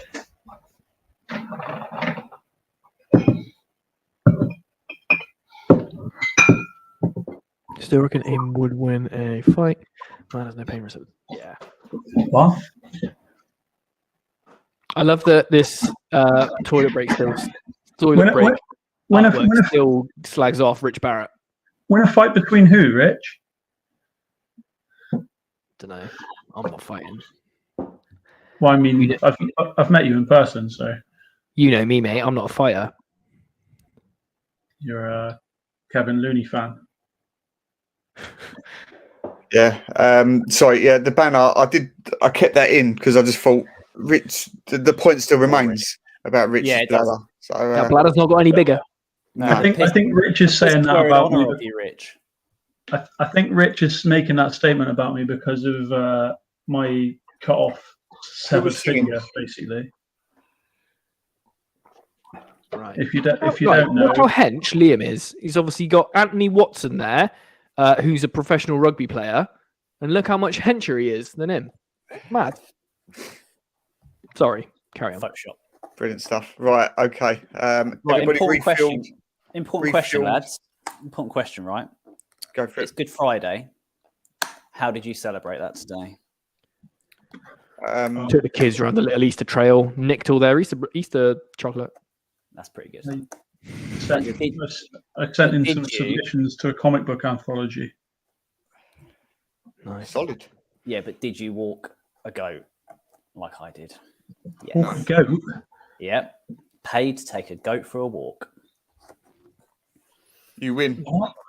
I got nothing for you, Melvy. I don't know how to react to that. It was so fucking I've got fun. nothing. There's just nothing there. So the best bit, and annoyingly, I didn't get it on film. We let go of the lead and let my little lad have it, and he's like 6. Sorry, fuck. It's got the Wi-Fi watching. 5, 6 or something. I don't know. And the goat went, and he properly like dragged along the floor. It was amazing. You realize we're live right now, right? Yeah. Why would I talk to you about this quietly? I want everyone to know. They need to know who's behind the accounts, you see. That's it. Sounds about right, Rich. What fucking weirdos are behind the account? Yeah. Right. I've got some really good sound bites to pick out of this for the trailer for next year. And About goats. I took a goat out is going to be the one. So Liam, I like that. You took Luka Doncic out for a walk. See what you did there, brother. No, I did step in some shit though. I'm just pouring some shots ready. Good man. There's number one. Oh, mate. See what I mean? Keep an eye on Ema as the night goes on because it just it gets out of hand. Do a weaker one. We'll do some apple sour. But Matt Hardy, what was your pick just then? Because I haven't written it down. I picked DeMar. I think DeMar DeRozan. DeMar DeRozan. the more I hear it, the less I like it. Remember, I've always got them written down anyway. Let's get on. Right, we're into the top 29. Last year was Ben Simmons. Well, there'll be a 1 in front of that now. Right, let's have a look who I've missed out. Me next, mate. Is it you next? Pacers next. Over to you, Aaron Ema. Who you got at 29? Right. Hopefully, this is the last time I fill a gap for people, because I want to pick a player for myself. Chris Paul. Yep, I don't hate that at all. Shit, that's good. I'll hand over to Melvy. Melvy, what do you reckon, Chris Paul at 29? I had him really far back, actually, guys. I'm not going to admit because I had him further back as well. He's not been good this year. I had him at 49. Wow. Ooh. Jeez. I thought You was really gonna don't like him this year. having him at 38. Yeah. But okay. You know him better than others, mate. So He's getting there now, but he's had some absolute shocking games. Like ones where we should have won if he'd not shot 1 for 15. Do you know what I mean? Like the regression has been quite noticeable. He's going to be fine now. I think we've got KD because he's like the third option. And like some nights he hasn't got to do anything. But yeah, I know that is super low, isn't it? But so it is what it is. I mean, is this the last year of that monster contract? He's nearly 37 now, guys. Like, Yeah, I think, nearly 38. 38, Wow. yeah. He is 37 now. So he's got a bit of an odd contract where if we'd released him last year, we'd have only had to pay a smaller amount. And then if we release him this summer, it's an even smaller amount to pay off. He's got like a really weird non-guarantees. Or is it this year where last year was the weird non-guarantee. So you got just looking. This year, I don't think he'd have any. He's got 2 years of not fully guaranteed. That's it. 23-24 is not fully guaranteed at 31 million, and 24-5 is not fully guaranteed at 30 million. Yep. Okay. Well, some regression. Sorry, anyway. Suns fans are going to hate me, but he hasn't been good.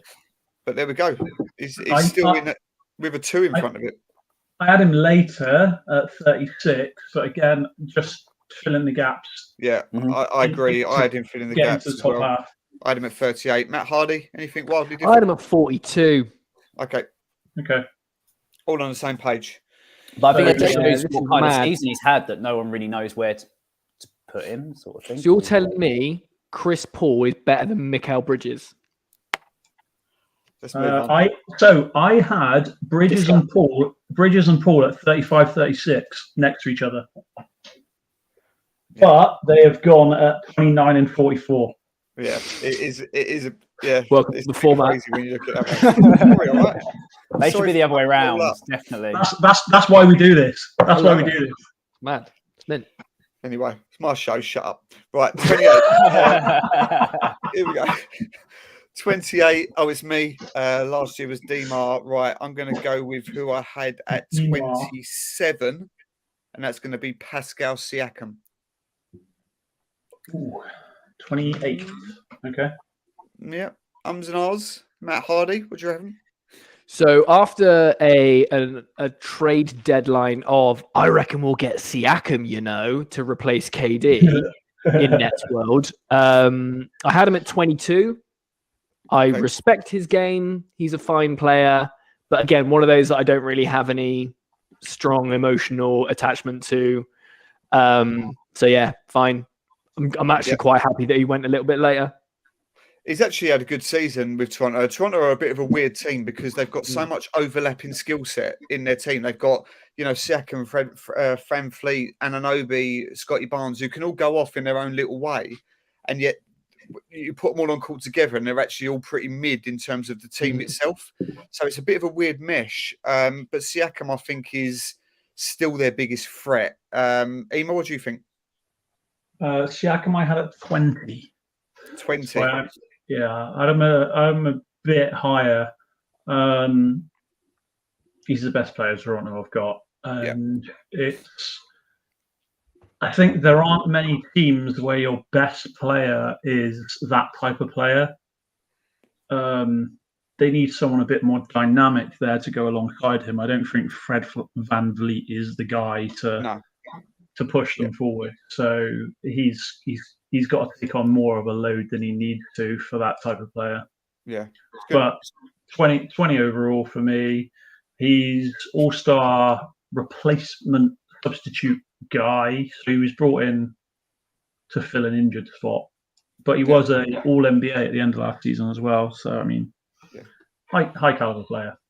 Yeah, it is a high caliber player, and I think they're going to be an interesting team to watch over what happens in the offseason. Because they can't keep doing the same thing. They're not going to progress if they just keep the roster as it is. They're full of good players, but we'll see what they do. Melvi, Toronto are a very interesting one. They could end up deciding to rebuild, honestly, because there's a lot of talk about Anunoby moving somewhere as well, ultimately, and potentially coach leaving as well. I've seen in the last week saying he might be headed out.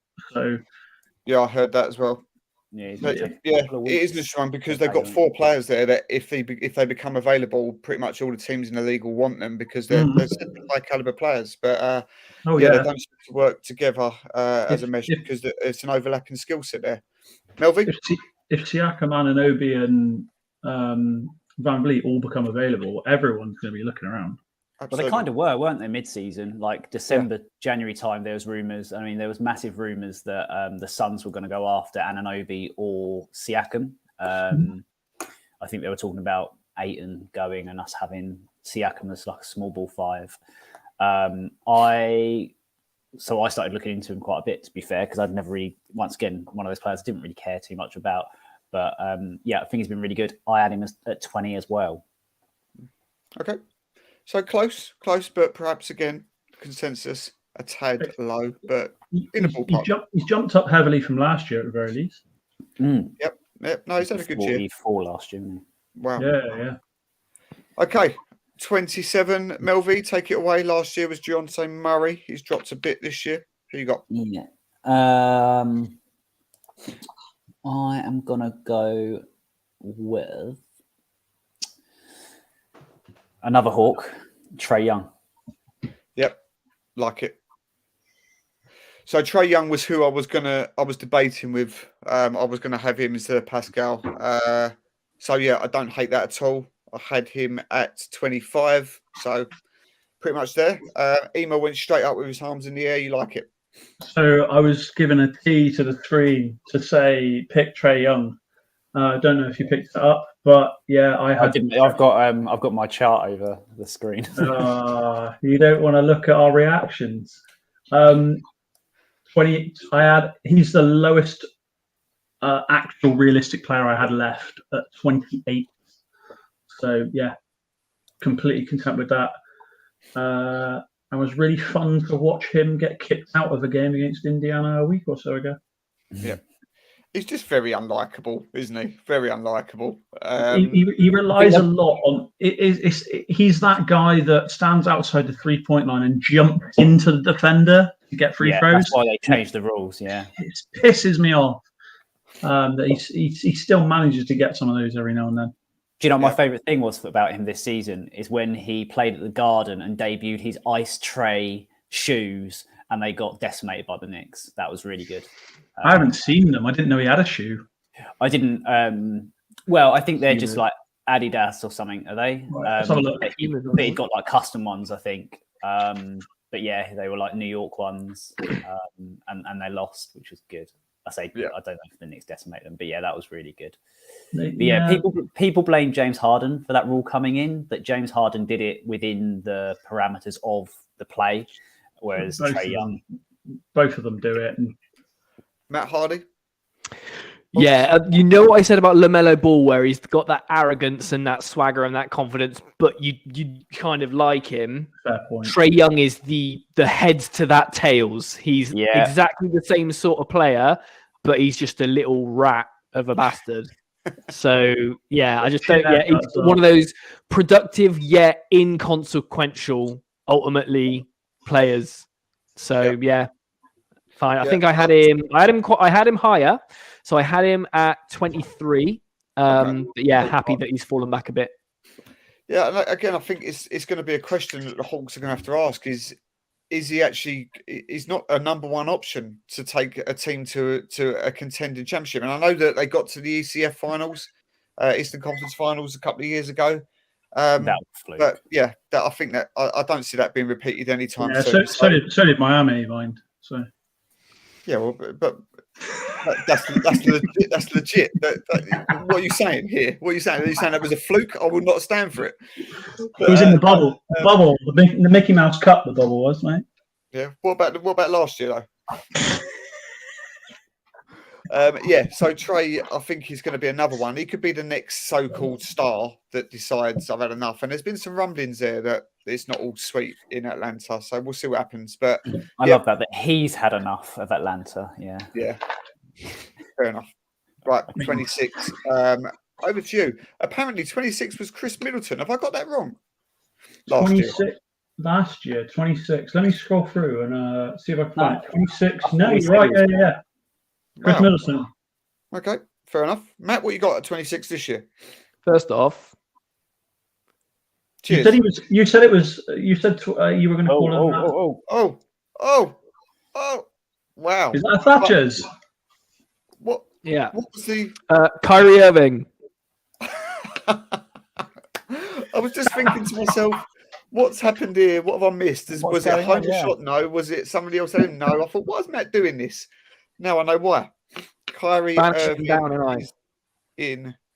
Matt, can I ask you? Have you put him in so that this is the highest he can possibly go, and we're not going to have any say in it, or do you genuinely believe that? It's a good point. It's a good point.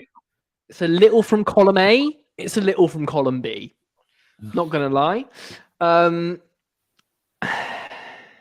have feelings, deep, complicated, mixed up feelings. About Kyrie Irving. Sounds like he is my favorite player to watch of all time. But I think he single-handedly has decimated my team. Or not single-handedly, but has been the leading contributor to the downfall of my team that were fourth, I think, in the East and basically undefeated in the month before he handed his trade request in. And you know the meme where there's the guy cycling on a bike and he puts a stick in his front wheel and then goes arse over tit and he's like, someone else's fault. Yeah. That's Kyrie Irving, basically. Yeah. He's the leading contributor to Dallas downfall as well, isn't he? Yeah. Well, yeah. Again, so what were they? Fourth again in the West, and now they're hopefully a play-in team, but it looks like they've all been rested tonight and they're going to go tankathon. It's all predicated on other teams losing from what I was reading earlier. Yeah. So yeah, he is now not as good as De'Aaron Fox. Well, Correct. that's fine. That's fine. I'm fine with it. Now I'll go down to the second and ask where everyone else is, but very quickly, Matt. If you could go back to the beginning of when that trade happened, the blockbuster league changing, landscape changing trade of the 3 players. I know 2 were straight away and 1 was to follow, but if you could go back again, considering what the Nets were, they were a fun team, but not going anywhere, but they was good and full of good role players. Would you do it again and assume it's not going to go as badly as it went, or would you just say no? I think you do it. You do it 10 times out of 10. I think with coronavirus and the mask mandate and the anti-vax stuff and us being like literally the only team that he couldn't play for in the States when he was at home, I think just fucked us up. Yeah. But yeah, you do it again. There was some really, really great highlights on the court. And I'd do it all again. But it's just one of those things like what happens for every team this man plays for, it ends badly. Yeah, no, correct answer. And also when you think about it, a lot of it come down to Kevin Durant's toe as well. Like if that hadn't happened, I think it'd be a totally different story as well. Exactly. Yep. So small details. Yeah. I'm assuming we all had him slightly higher, but Melvi, kick us off. Where'd you have him? I had him at 16. Okay. Ooh, quite a bit higher. Yeah, quite a bit higher. Yeah. I still think he's a good player. Doesn't matter that he's a weirdo. He's still a very good player. Yeah. That's why I picked Westbrook last year in the mix. I had him at 18. So, yeah, not far off. Ema? So he's gone at 26. I had him at 25. Okay. Very close, yeah. There we go. He's in at 26. Matt Hardy has put Kyrie Irving in at 26. Let's move on. Ema, your pick last year at 25 was Bam Adebayo. What you got? I'm just going to take a moment to say, anybody who is watching, I know we're all NBA fans, but every BBL game tonight has less than a 10-point difference between the scores right now. What your local team, guys? Yeah, London Lions are beating Leicester by 4 points. Sheffield are up on Newcastle by 7.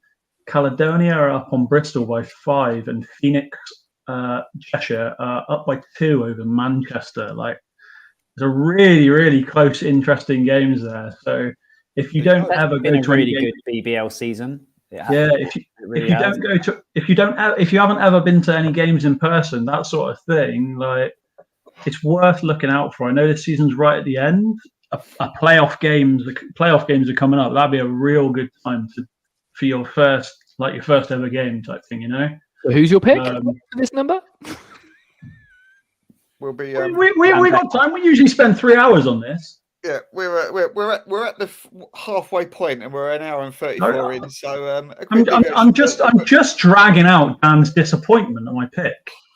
Follow BBL Daily on all socials, and then that's the real reason for all of that. That's fine. That was your BBL update. We'll be looking for a sponsor next year for the Drunk Top 50 reverse card. So, back to business. What you got? To be honest, I could try and reach out to one of the Bristol players and see if they want to join the party, but it's obviously a long event. But Bam Adebayo. Right. So last year, when I had the that you put Bam at 25, now this year he's become an all-star. I didn't pick him at 25 last year, did I? I don't know, but someone did, and he's in at 25. Let's have a look. Where's Bam? No, it was Matt Hardy picked him at 25 last year. Okay, but you base a lot of your criteria on all-star performances, so he's not improved? Let me have a look. I've got this year's stats on the screen. I don't have last year's stats on the screen. But other players have improved and are good too. I agree, and we did say that this would happen, so I don't disown that argument. But I think he's still relatively fuming about it. His points per game have gone up by 1.5. His offensive rebounds have gone up by 0.1. His effective field goal percentage has gone down by 0.16. Yeah. What's his ball? Look, since the All-Star break, And he has played an extra 2.5 minutes a game. Yeah, since the All-Star break, there's been a little bit of a regression. People are starting to call him out a little bit about it. That's less than a month. That's about a month, isn't it? No, but I think that he's added an automatic mid-range to his game now. I think, although you might tell me very quickly that he leads the NBA in points per game in the paint. So that shows you that mid-range is now suddenly there. He has become more aggressive, and he is still a defensive player of the year candidate, as he always is, and he's added an all-star appearance to his game. Yeah. Look, I'm not saying to me, the fact I am considering him at 25 is an improvement. Because again, like I said earlier, the center position is one I think there is a huge amount of value. Okay. Last year I had him at 31. Okay. All right. So I've bumped him up a reasonable amount. From that from your personal point of view shows that is improved. So I take that fairly. Yeah, I know. Melvie, where do you have him? I had him at 29. Okay. But I lower than I did then. I did, yeah. So it's nothing against Bam. I like him. I do. I think it's just more of just the maths. Like other players had to be in front of him. To be honest, when he made the All-Star team, I was a bit like, "Oh, is he playing that well?" And I kind of just—he's not really. I haven't really heard about him this year at all. Yeah, I think again, I think that's what it is. It's one of those players that falls into the category of Bam. Even when he's at his pinnacle of his career, he's not going to be a box score monster. He's not going to take over games where he's going to score 35 points. But he is so effective, and defense matters so much. And he is there's not many players that can offer a guard you 1 through 5 and can still do contributions at the other end. And he does that. So, but I do get it. I watch him every week. I understand that. And I do get that other people that won't watch Miami Heat every week will see that it doesn't jump off the page. So it's a fair criticism. That's the thing I hear a lot about Bam, though, is defense. But if you look at his net offensive defensive rating up against the teams, there are other players in those big positions that are contributing more than he is to position. His net defensive rating last time I checked was 5, and the team's was minus 0.4. So he's doing 5.4 better than the team. A lot of other players are doing a lot better than that. Offensive win shares for the season. Matt Hardy, while we're waiting, what's your thoughts on it? I had Bam Bam at 21, so I'm a little bit higher on the man. Obviously, does everything defensively, can do everything defensively. I think he's been a bit better kind of in the offense as well, kind of playmaker-y stuff. But again, I think, like you say, he's just a bit inconsistent. I think he defers to Jimmy and Lowry a bit often. He can go for 4 points. He can go for 24 points. Like, it's just one of those. So yeah, but massive fan of him. But again, like you say, like he just needs to believe in himself. I just think he needs to kind of just fucking assert his dominance a bit. Yep, no, that's fine. That's fine. We will move on from Bam. He's I had him at 19. So I'm not saying it's outrageous. It's not a million miles off. Of course, I watch him every game, so I am going to be high on him, and I've always been high on him. So yeah, for sure. Bam's at 25. Let's move on. 24 now. It's back round to me, and it's Jaylen Brown last year. I'm going to go with Domantas Sabonis. Stingy. Yep. He just didn't want to see another center go too much higher. Yeah, that's it. I mean, he's been good, hasn't he, guys? Let's say it right. He's had a career year. He's been really good. I think this is probably the high. Well, it must be the highest he's ever been in this draft.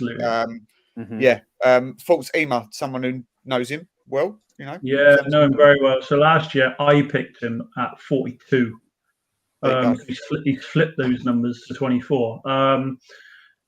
he just didn't fit with Indiana because we have Miles Turner as well. So we had two centers trying to do the same jobs, and it wasn't working really. So moving him made sense, and he got us the most value back. We always knew he was a good player. We always knew he was more offense than defense. He's not he's not a shot blocker. He's not that type of player.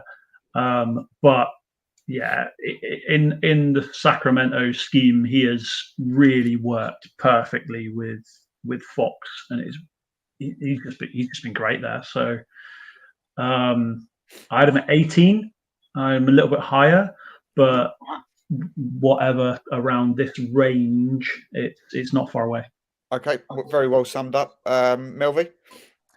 I had him at 17. I think he's the main difference for Sacramento. Obviously, that's not really a hot take or anything, but to take them from where they were to third, locking in an NBA playoff position.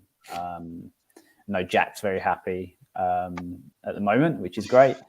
So yeah, I had him at 17. Good stuff, Matt. Same as Melvin, had him at 17. Yeah, he's just next to De'Aaron Fox. He's just perfect, isn't he? Again, it's one of those kind of like Ema said. Since he's moved, he's been able to then flourish. So yeah, had him a bit higher, but yeah, fair play to him. I think the Kings are just everyone's favorite fucking fairy tale story, aren't they? No one's mad at the Kings making the playoffs finally. So yeah, fair play to him. Oh, I don't know. I don't know if you've seen their fans on social media because you're not on the other side of the trade, but their fans have got some shit to talk because they're making the playoffs for the first time in 20 fucking years. Yeah, fair play. And a big shout. As they lost that trade, right? Getting Sabonis. They lost the trade. Honestly, I think both teams did absolutely perfectly out of that trade. It is the most even trade probably in NBA history. I totally agree. Very, very quickly, do Kings against, say, the Warriors come through that first round? That's a massive who fucking knows. Like, Kings have home court, won't they? Warriors can't travel. They don't play away. That's so weird. Well, mate, it's what, an hour and 20 minutes to travel there?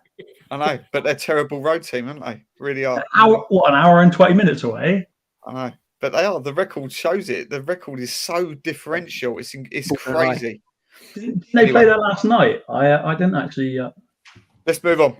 23. Over to you, Melvi. Last year was Rudy Gobert. Oh yeah, I raged last year, didn't I?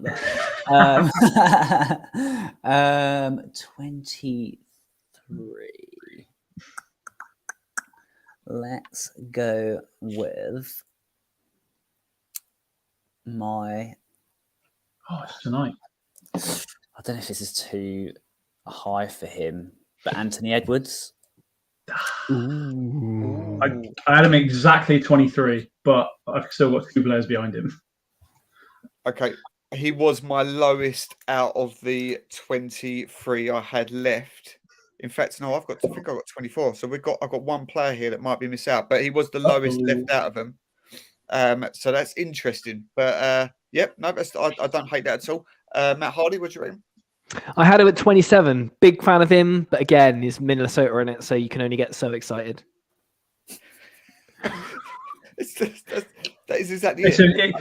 He was really good in the Adam Sandler movie as well. He was very good in Hustle. Yeah, he was the highlight. He was the highlight of it. He was so good. If he is not in more movies going forward, like, he has wasted his talent for it.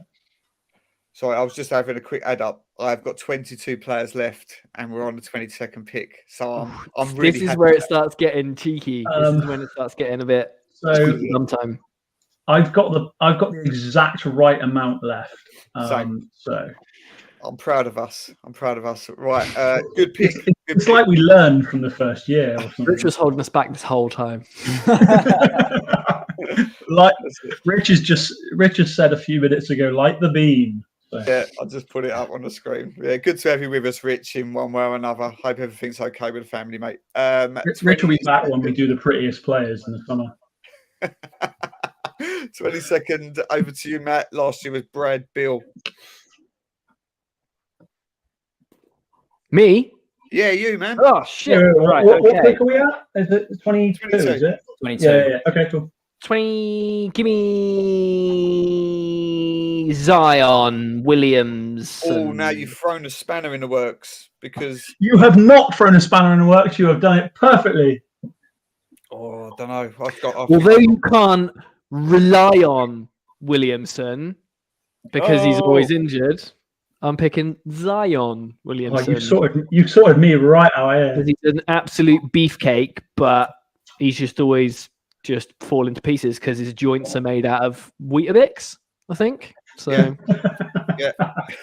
soggy Weetabix.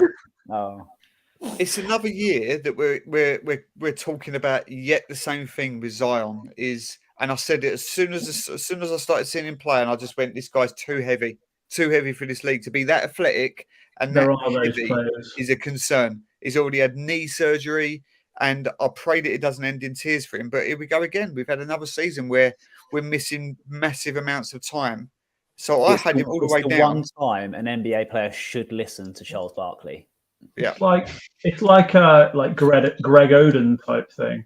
It's just a player whose build is the only hurdle to get over. Everything else is there. I had Zion at 39 because of those issues. Right. Because Yeah. it's so difficult to try and judge him because he could be a top 10 or he could be out of this 50 altogether. Just That's the so problem many good we've always restaurants got, in though, New isn't it? Orleans, though. I think that's what it is. So That's much the problem. good seafood. That's the problem we've always got when there are injured players. So we had it a couple of years ago with Clay. Is he was out because he was injured, and we didn't know if that meant we should include him or not. And I think, where did we end up putting Clay? 39 because he was injured.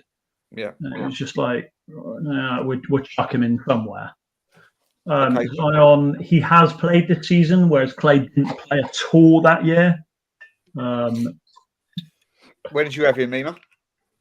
Zion, so he's just gone 22. I'm at 26. Okay. But he's the lowest available player I had left. So this is where I want. I'm glad Matt picked him, or I would have next pick. What did you have, Melvy? I had him at 24. Okay. Yeah, as I said, I really struggled with him, and I was actually going to put it in the group. We're saying I don't know how you guys feel about Zion because he was the most fluctuating player in my group there because I just didn't know how to judge him. But yeah, you're right. He has played some, but he's in at 22. Be right back, Kima. Okay. Right. I'll make my pick, let you argue, and then come back or something. Okay. No, I just realised it's my pick. Yeah. 21. What are we at? 21. 21, Yeah. mate. Oh, so it's going to seem like I'm being a bit of a homer on this one because I got two guys between 21 and 25. Roy Hibbert. Fucking hell. Roy Hibbert. Mate, Right Roy Hibbert's a Pacers legend. It was only until Pero Antic tore him a fucking new one in the playoffs one time that he just may as well have retired on the spot. De'Aaron Fox. Fair. Okay. I think that's fair. He was the second last player I had in the people I've got left. Second last. There was one person I had below him. Is the other one someone I know very well? Yep. Yeah, so that's the two I had left as well. So I've decided I did have De'Aaron Fox a little bit below because he isn't the leader at his team. Sabonis is. So I've literally just gone purely off of that range only. I did have Fox at 24. 21, obviously very, very bloody close to it. He's made the All-Star team this year for the first time as a reserve. But yeah, no, he's had a great year. He's worked off of Sabonis perfectly. And can I just ask, because you probably got it in front of you, I don't remember putting him in my ticker of where he was last year. Does that mean that he wasn't in last year's 50? Correct. That's incredible. I think I was angry at people for not putting him in, but yeah, he didn't make it in at all. I think if I remember rightly, he was probably a victim of just being missed out, and his time came and went. It was one of those that Sacramento had a bad record. Yeah. And Sacramento were a bad team, so we said De'Aaron Fox, fuck it. Nah, Sacramento is shit. Don't worry about it. I think you're right. You had him at 24, Emar. I had him at 24 too. Melvy? Yeah. I had him at 28. Okay. So again, ballpark, Matt Hardy. Splitting the difference, I had him at 26. Rapid. I love probably the quickest player in the league, which is always fun. I love like fast guards.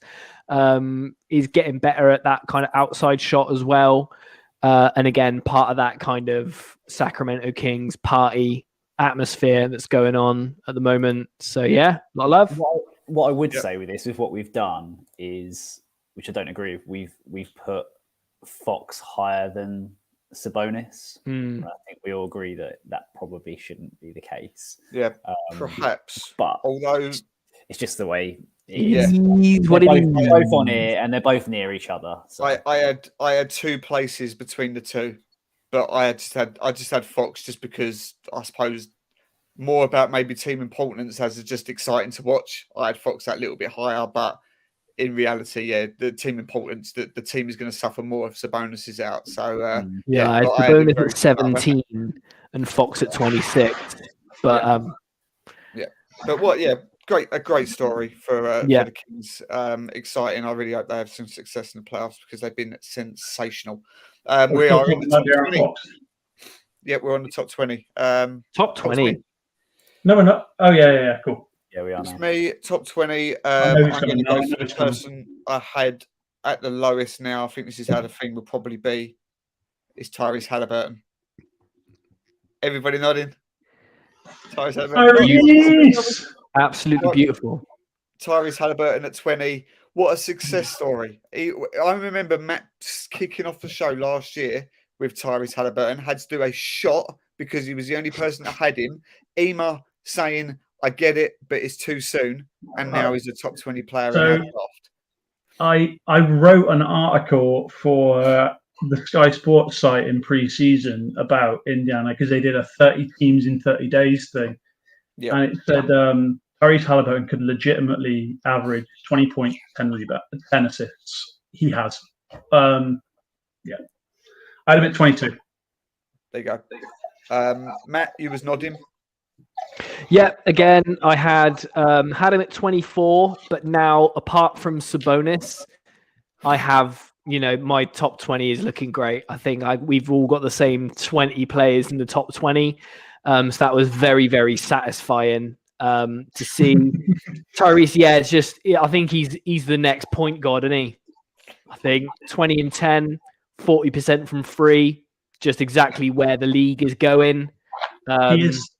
He's the first player in NBA history to average 40% from three, 60% field goal, and something else. I can't remember. I've just lost my fucking track. Melvy, where'd you have him? Melvy, where'd you have him? You're on mute. Sorry, I didn't realize I was muted. 19. There you go. Right there, then. Right there. No, it's been, as I said, we was all. Well, Matt started the show last year with a shot for it, and Emo, who'd watched him playing for his team, said, "I get it, but it's too soon." That's how this started. As I said, 20th place. I don't like doing the homer picks for the sake of doing them because obviously that trade came right at the deadline, and it was. He's still getting into the team. We're still seeing it. Let's see how start next season happens. No, Matt was entirely right, and he has kicked on from there, and he's been fucking great. He's made the All-Star team. He's been a legitimate pick in the top players in the league right now. Yep, he has been legit. Right, guys. I think this is good. We are 19 players left. 20 players left, 19 players left, 19. And I think we're all on the right track here. Let's get on to pick number 19. Just about. Melvy, last year was Jimmy. Shocking. I'm going to go with who's next on my list. James Harden. Okay, I don't hate that. That's what I'm holding up. A J. I had him at I couldn't see 17. Yeah. I know you can't see. You're blocking all our reactions. You're blocking all the fun. Yeah. A massive thumbs up from Matt. You like that? Yeah. I had him a bit higher in like where his real kind of standing is in the league, but I hate his face still. So down he goes to 20th. Good stuff. Ema? I had him exactly 19. Hey. There you go. I think this is all going to be, well, we'll see. A little bit plain sailing. But yeah, I had him at 17. I did have 2 players below him. He's still good. He's still a good player. I think we might have some debate around the 4 through 9 position, but other than that, I think we're probably all right. Yeah, I think you might be right. So James Harden is in at 19. Bearded. He's still annoying. I still don't like him, but it's not to say he's a bad player. Yeah. He's kind of changed his game a bit as well, hasn't he? He has changed his game. Yeah, he's become much more of a... He's got to. Embiid's a very different player. That's it. He's become like a traditional point guard now. Yeah, in a sense. We'll see where it leads Philadelphia. See where it leads when Maxey gets his max contract. Yeah. Pick 18, Matt at UK Nets fans last year was Chris Paul. Wow, what a drop off. I have got former MVP Paul George. What? MVP of what? Ask him. Ask him. Yeah, and you need to take it out with him. He did an interview and he was like, when I was in my MVP season, I did this really well, and I feel like I'm getting back to that. And I think it was one of his Indiana seasons. So he basically took one of those when he was probably 3rd or 4th in MVP voting and has called it his MVP year. But back to PG, I think the Clippers and a clip-in, I think they're doing really well. Paul George is part of that. So fair play to him. I think Paul George's signature is on this ball somewhere. Look at the clout. Look at the clout chasing. Look. Oh, yeah, what a lad. Wish I was you. Combine it somewhere, but absolutely the right pick. I had him as my lowest left player. I've never been Paul George's biggest fan. It's not to say that he's not a good player. He is. I just think he's a bit overhyped. Do you think? Sorry, I'm sorry to cut you off, Dan. Do you think he's the second best player on a team in the league? I think that is his role is the best number 2 option. Not anymore. I mean, Harden's the number 2 option. He's just gone one after him. So yeah, I mean, I would say the only person that maybe argues that. Oh no, you got. And if you assume fitness is key, would be Anthony Davis. That's staying out of trouble. Kyrie Irving. They're the only 2 variables. Oh, I don't know. You've got KD and Booker now.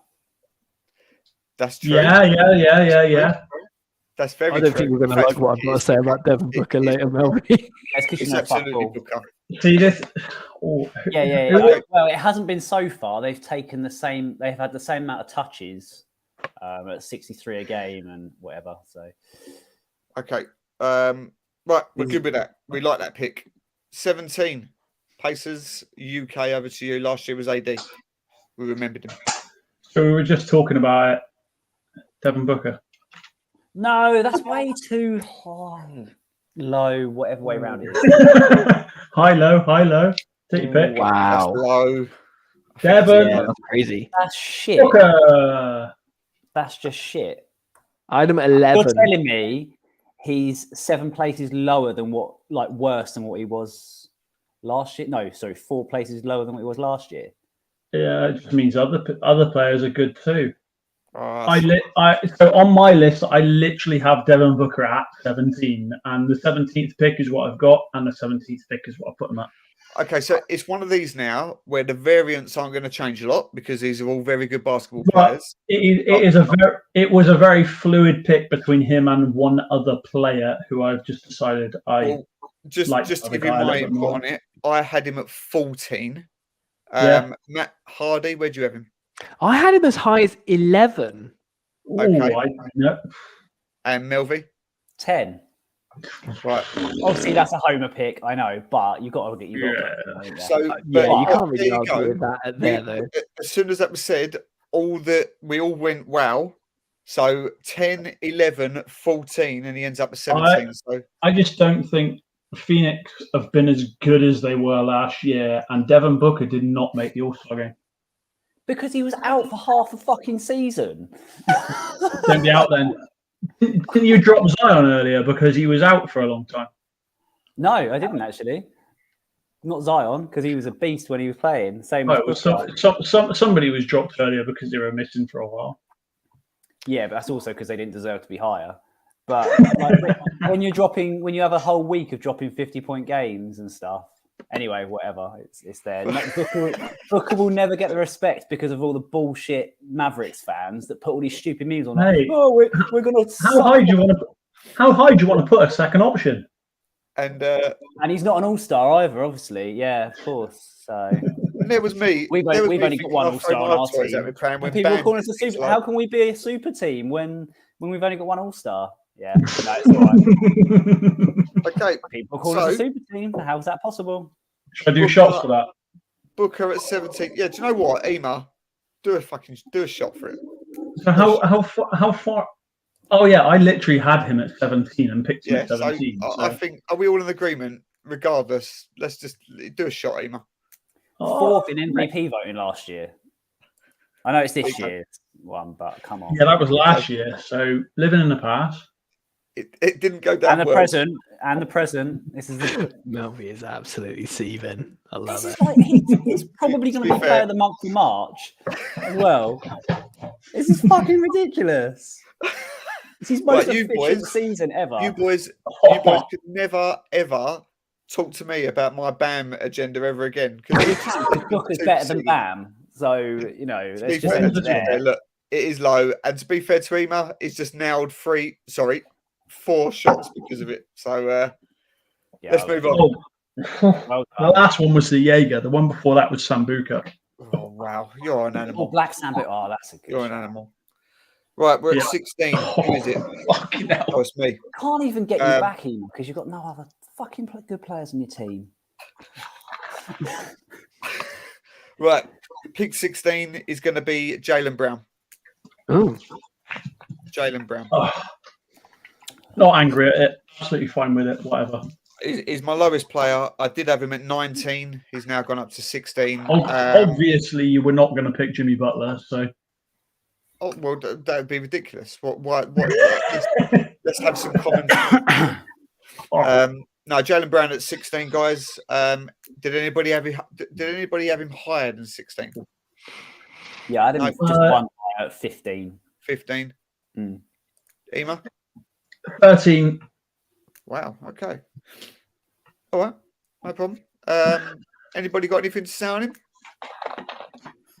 Again, he's just one of those like. 13. Yeah, he's a Celtic. I have a question. Yeah, he's a Celtic. That's just it, isn't it? I have a question though. Do you think if he went to another team, would he just be the same, or do you think he'd break out and be even better? That's a fantastic question. I don't think so. I think he's already broken out. I think that. I'm wondering if he does Mikal Bridges type shit. I think when that contract was given, I think a lot of eyebrows went out going, wow, that's a lot of money for him. And fair play to him, he broke out and he's now one of the best players in the league. But I don't see there being yet another level, personally. I just think that he may be at that apex. Maybe. I think he's already a second. A second win is now with Tatum. Yeah, I think so. He's already basically a second option on a top team in the East. Yeah. So it's just like, where do you go from that? He's never going to be your lead option. No. So maybe we do have to put. Talking personally, maybe I do have to put a bit more respect on his name. But again, it's just one of those players that you don't really get that excited about. Yeah, I think that he deserves a lot of credit for living up to a big contract when maybe a lot of people said it was going to be an overpay, and he's now is an exceptionally good player, and he's going to take Boston to conference finals and NBA finals. But I think the best chance of him getting to win is right now with Tatum. I don't see that if he moves, he's gonna go any further. I think there is some question mark at the moment whether he carries on at Boston, and it's because I think maybe he wants to become the number one option like Jalen Brunson did. Obviously, he's a massive step above Jalen Brunson as a player, but he'll always have that question in his mind of can he be a leader? Sometimes in the NBA, that thought is just always there in your head, and you can't help but it be there until you try it. So he might want to try and be a number one option, but with Tatum there, he's never going to be. But he is also in my top 20 players, in our top 20 players, because we're all around the same area. He's the only player that is net negative offense to defense. He is a very slight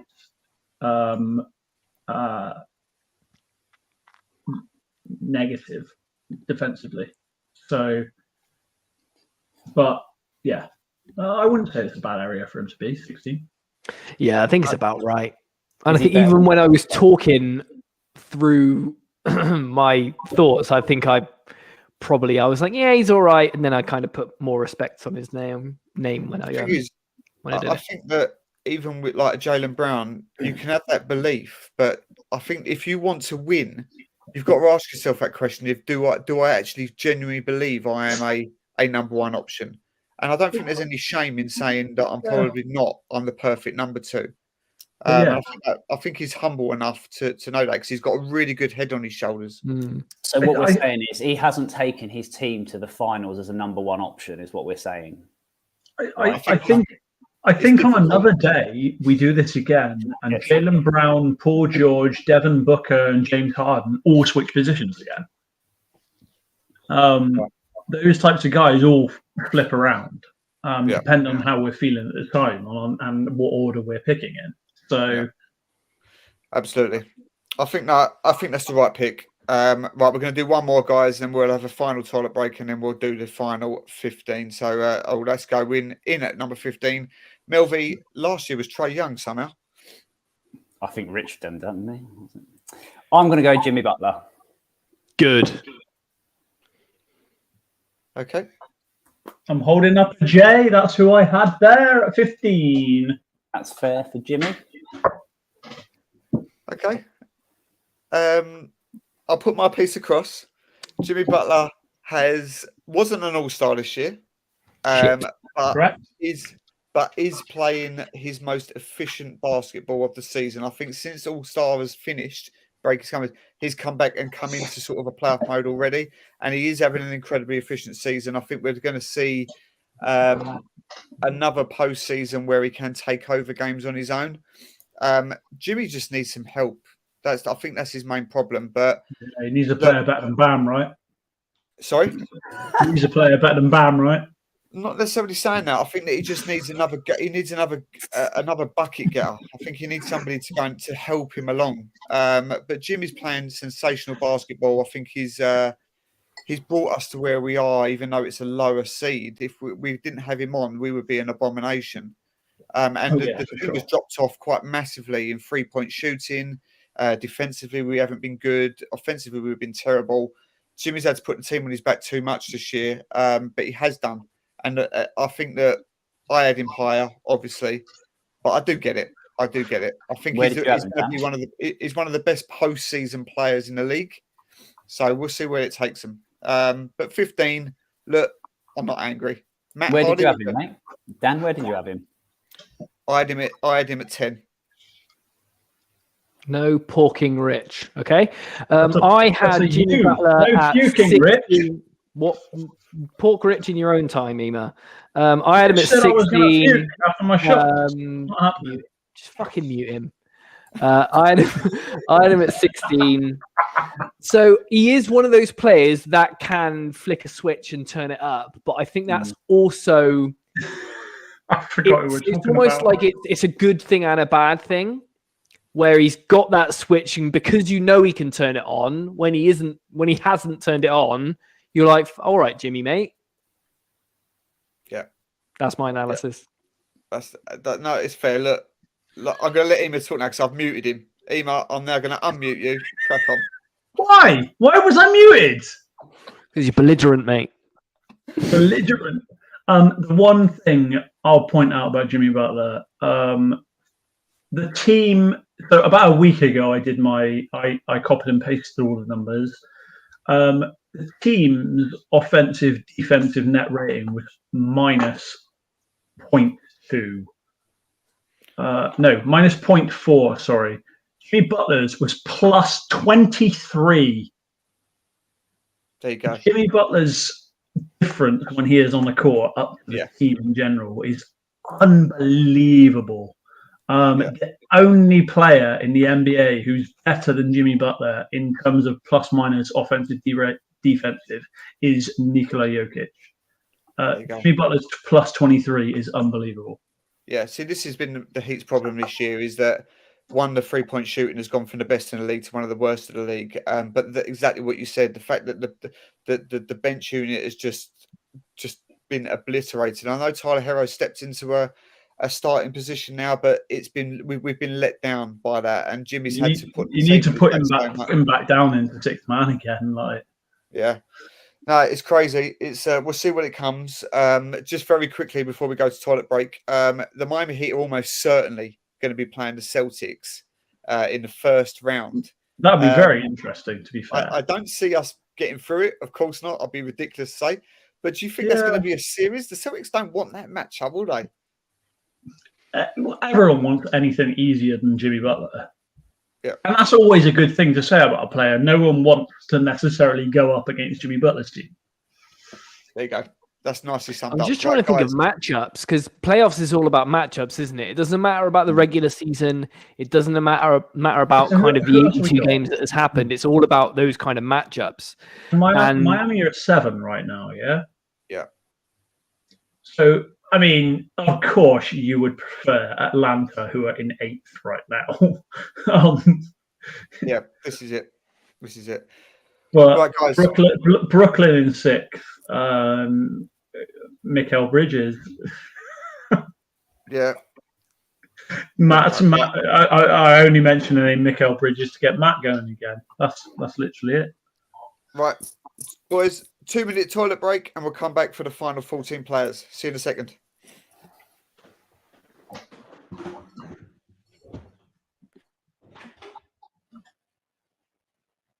Who's left in the comments?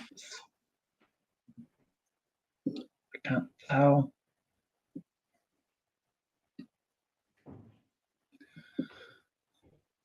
Comment if you're still here.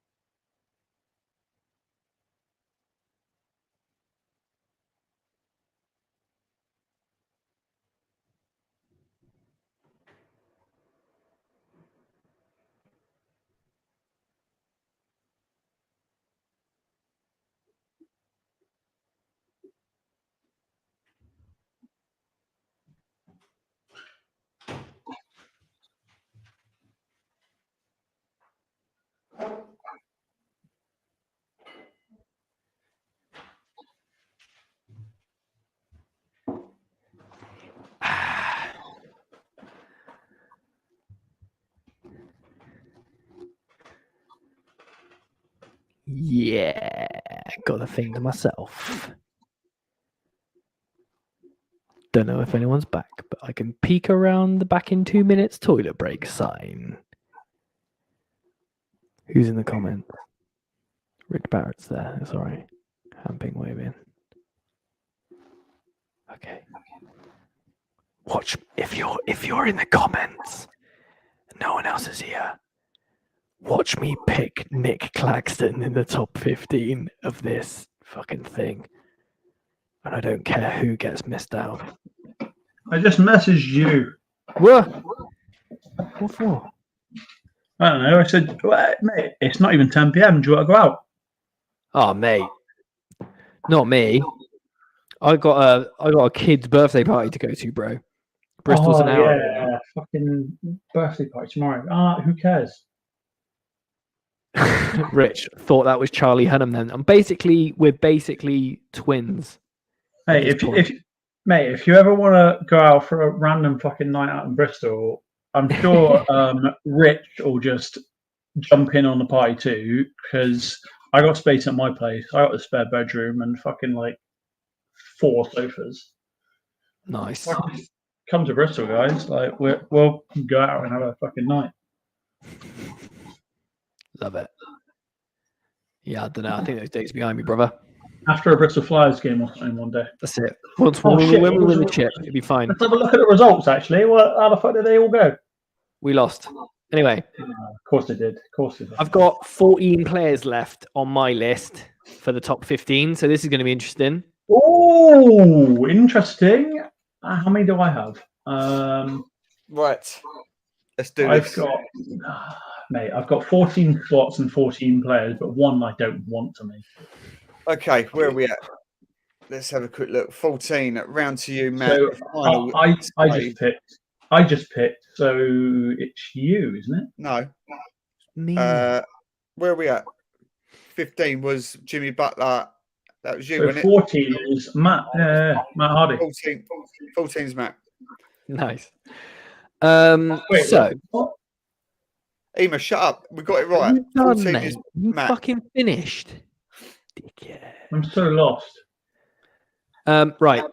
Carry on. So even though I have this man higher up, I'm 4 siders in, and I'm finally, thinking right. I'm putting Anthony Davis down at 15 Love it.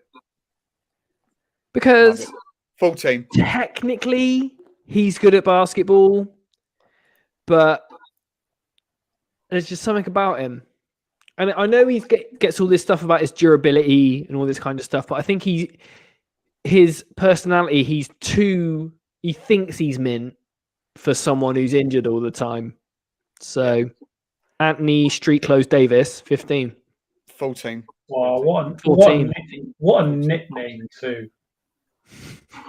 Yep. No, I'm absolutely delighted with that, and I had him at exactly that as well.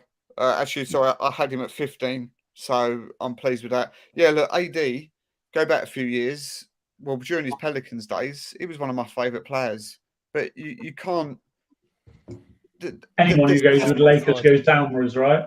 There's such a differential about being that dominant and being that fragile, and he's both. So he's a bull and a china shop. All at this once. is why I'm signing Matt Hardy up for a 10-year contract for these sort of analogies. Love it. Perfect. On Basketball Reference, you have nicknames. One of his nicknames actually is Street Clothes on there listed. So good. Oh, wonderful. I love this site anyway, but oh my god. Yeah. I had him at 14 exactly. Yeah. Perfect. Ema, first of all, have you got your spreadsheet up to date? Are you now? Mate, I don't even fucking know. I'm just undoing shit now because I think I've just fucked some shit up. Oh, messed it all up. What are we talking? Anthony Davis. Where did he go? No. 14. I had him at 14. There you go. Good. But I'm still confused at how Matt was picking because didn't I just pick before that? No, you picked at 17, and you had Booker. Then I picked at 16, and I chose Jaylen Brown. And 15 was. And then 15 I Jimmy at 15 by Melvi. Okay, no worries. I thought I picked Jimmy Butler for some reason. Right. Mate, this is all going on YouTube. You could watch it afterwards. I don't know if you know. It's all being recorded, mate. It'll be fine. It's what I'm saying. We should have a night out in Bristol afterwards. The listeners are just fuming, going, "Get on with it." Mate, so we're going to get on with it. Next year is a 5-year anniversary, right? We got to go bigger. We got to go bigger. Okay, we'll do that. Right, Ema. I feel like you're just going, yeah, all right, fuck off. Like, talking about basketball players. Sorry, we're at, where are we at? 13. 13. Now it's me. It's over to you. Yeah, now it's me. Damian Lillard. Fine. Who you got? Enjoy. Sorry? Damian Lillard. Damian Lillard. I had him at 12. I had him at 12 as well.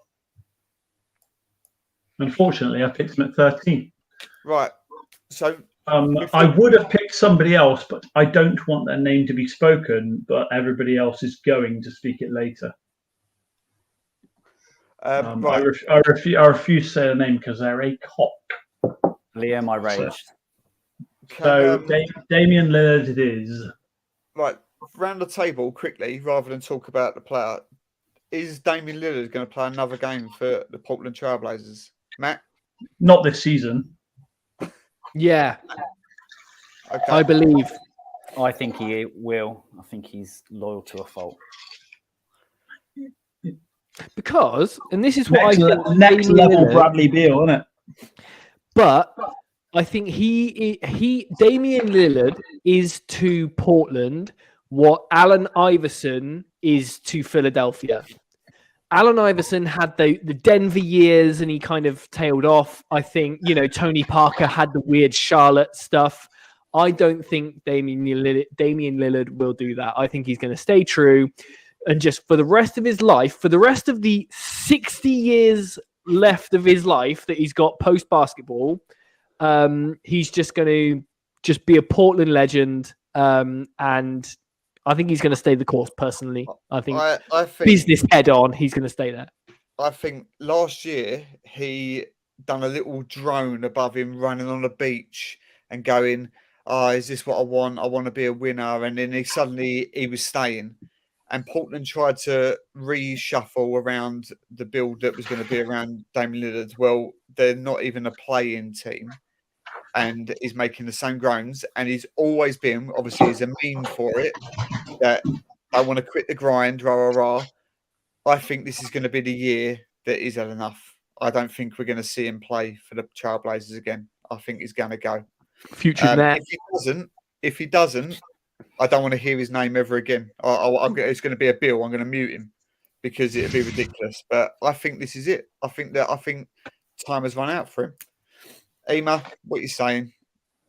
Thomas Snowden, no! What was Thomas Snowden no for? Oh, You've got his comment. It's right there in the comments. Thomas Snowden is another Reggie Miller wasted career. Thomas Snowden's a nonce. Thomas Snowden is a legend. I love Thomas Snowden. Yeah. I get what. Again, we were talking about it earlier. When we spoke about Bradley Beal trying to build something in Washington, but Bradley Beal is not a number one option player. Exactly. Damian Lillard tried to do the same in Portland, but it's just not worked out because Portland's in the fucking furthest corner of the US. It's the furthest fucking place you can find on map. It's so far away. It's closer to Alaska than anywhere else. And no one wants to be in fucking Alaska. So whatever. Okay. So Damian Lillard, it's a big, big ask for him to try and attract players there to go and join him.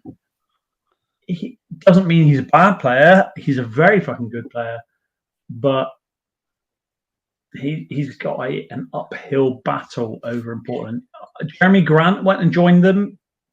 How the Portland front office thought Jeremy Grant was going to be a great second option was a wonderful question to ask. He was good in Detroit that 1 year, remember? Yeah, but that's what I was saying to you guys before today with Jeremy Grant. Like, on a bad team, someone has to score the points.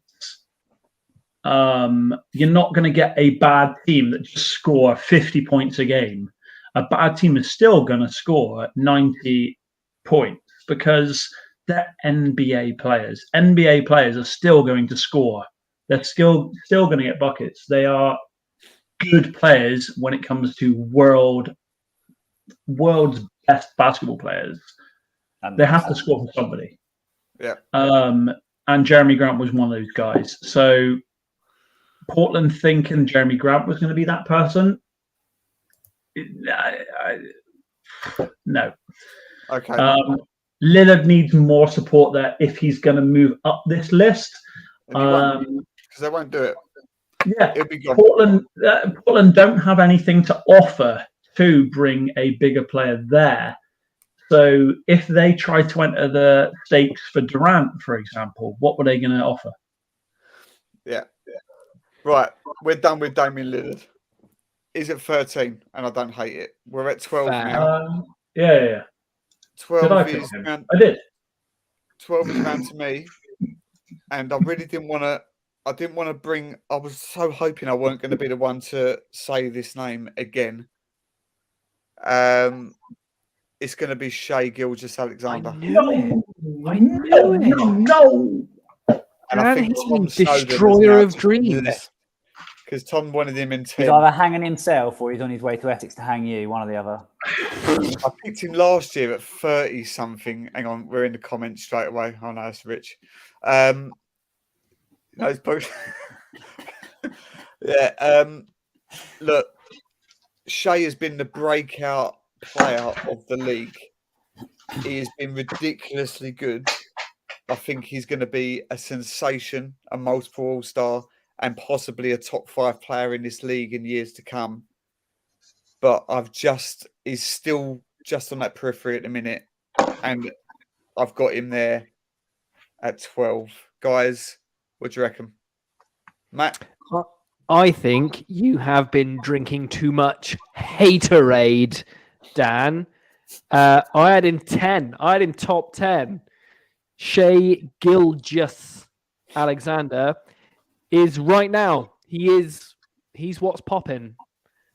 Fuck. Yeah. So what I think is interesting is OKC is the process that Philly were the process and trust the process. OKC is what Philly wanted when they were trusting the process. They've got all these incredible players, all these top picks. They've got this Worcester picks.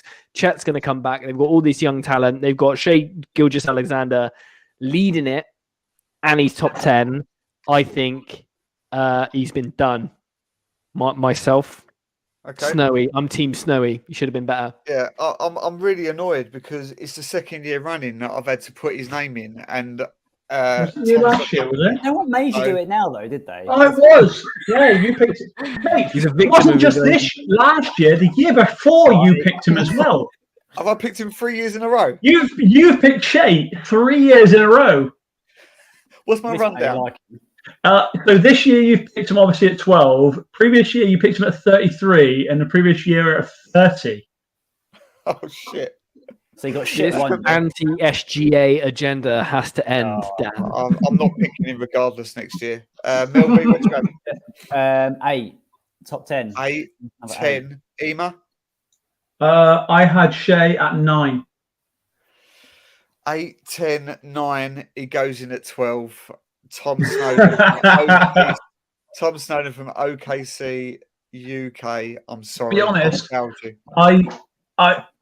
If OKC's record was better, I imagine you would have picked him in at top 10. This is my reckoning because he is the breakout star of the league. He is onto big things. Yeah. OKC have a bright future, but the record does have to, I say, have a bit of a saying. And some may say that OKC weren't supposed to do the playoffs. I differentiate from that. I think they were this year. They were supposed to challenge, and they will maybe make the play-in. They are under 500. So yeah, I imagine if they were up in Golden State Clippers territory, 4 games above it, 42-38.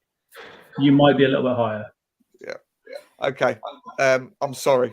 Let's go again. 11. 11 Me, is is round it? to you.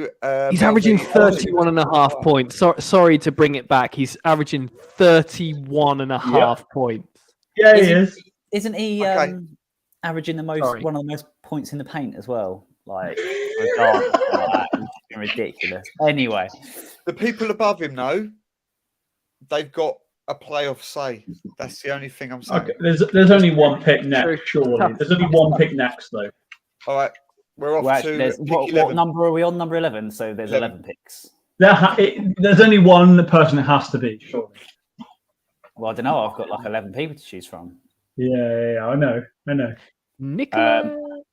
Yeah. Luka Doncic. That triggers some people. I'm going to go Donovan Mitchell. Exactly. That's the one I was thinking. 11. Yeah, that's the one. Okay, I had Donovan at 11. So It does scare me how in tune we are, Ema. Like Exactly. I had him at 11 as well. I had him at 11. as well, apart from Booker. Matt Hardy, where did you have him? 14. Oh, okay. You're the one that had it lowest. Then, What number pick is this? Sorry. this is 11. 11. 11. 11. Ooh. I had Oh, him. no, it's fine. I had We're him. fine. We're fine. I had him at 11. Look, I totally misread how good the Cavs were going to be this year. I did think they was an exciting team, but I didn't think they was going to be this good. I had them in the periphery of like 7-8 seed. They've been really good, and Mitchell has been. Shows Mitchell what has happens been when a you have game no music winner in Utah, himself. doesn't it? And we've spoke a allowed bit. music, it improves your game. We've spoke a bit about number one options. Donovan Mitchell is a number one option in this league. He's legit. He's brilliant. He's everything a team leading franchise want. He's young. He can score. He's explosive. He's as good now as what Utah fans were saying he was 2 years ago. Sorry, he wasn't. He's as good now as what Utah fans were saying he was 2 years ago. He weren't that good in Utah. His shooting numbers were awful.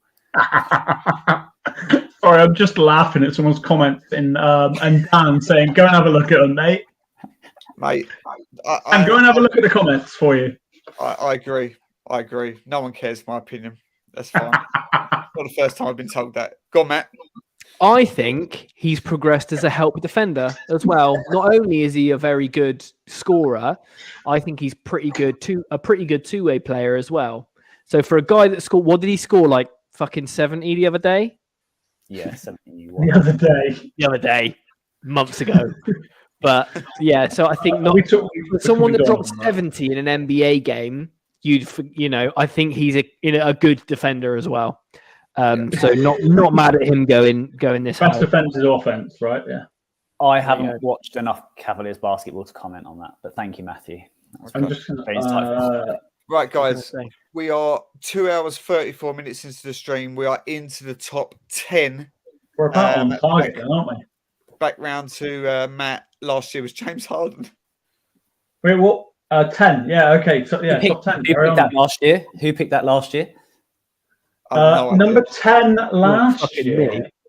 Oh, who was number 10 last year? Was James Harden, picked by Matt Hardy. I knew that. That's why I asked who picked it. I must have still been earlier. So this year, I'm going to go. I got this guy at 15. So he has jumped up a little bit because of the very strange Devin Booker, Dame Lillard, and Shai Gilgeous-Alexander picks, mentioning no names. I'm going to go guns don't kill people, rappers do. I'm going to go with Ja Morant. Okay. I like it. I had him at 13.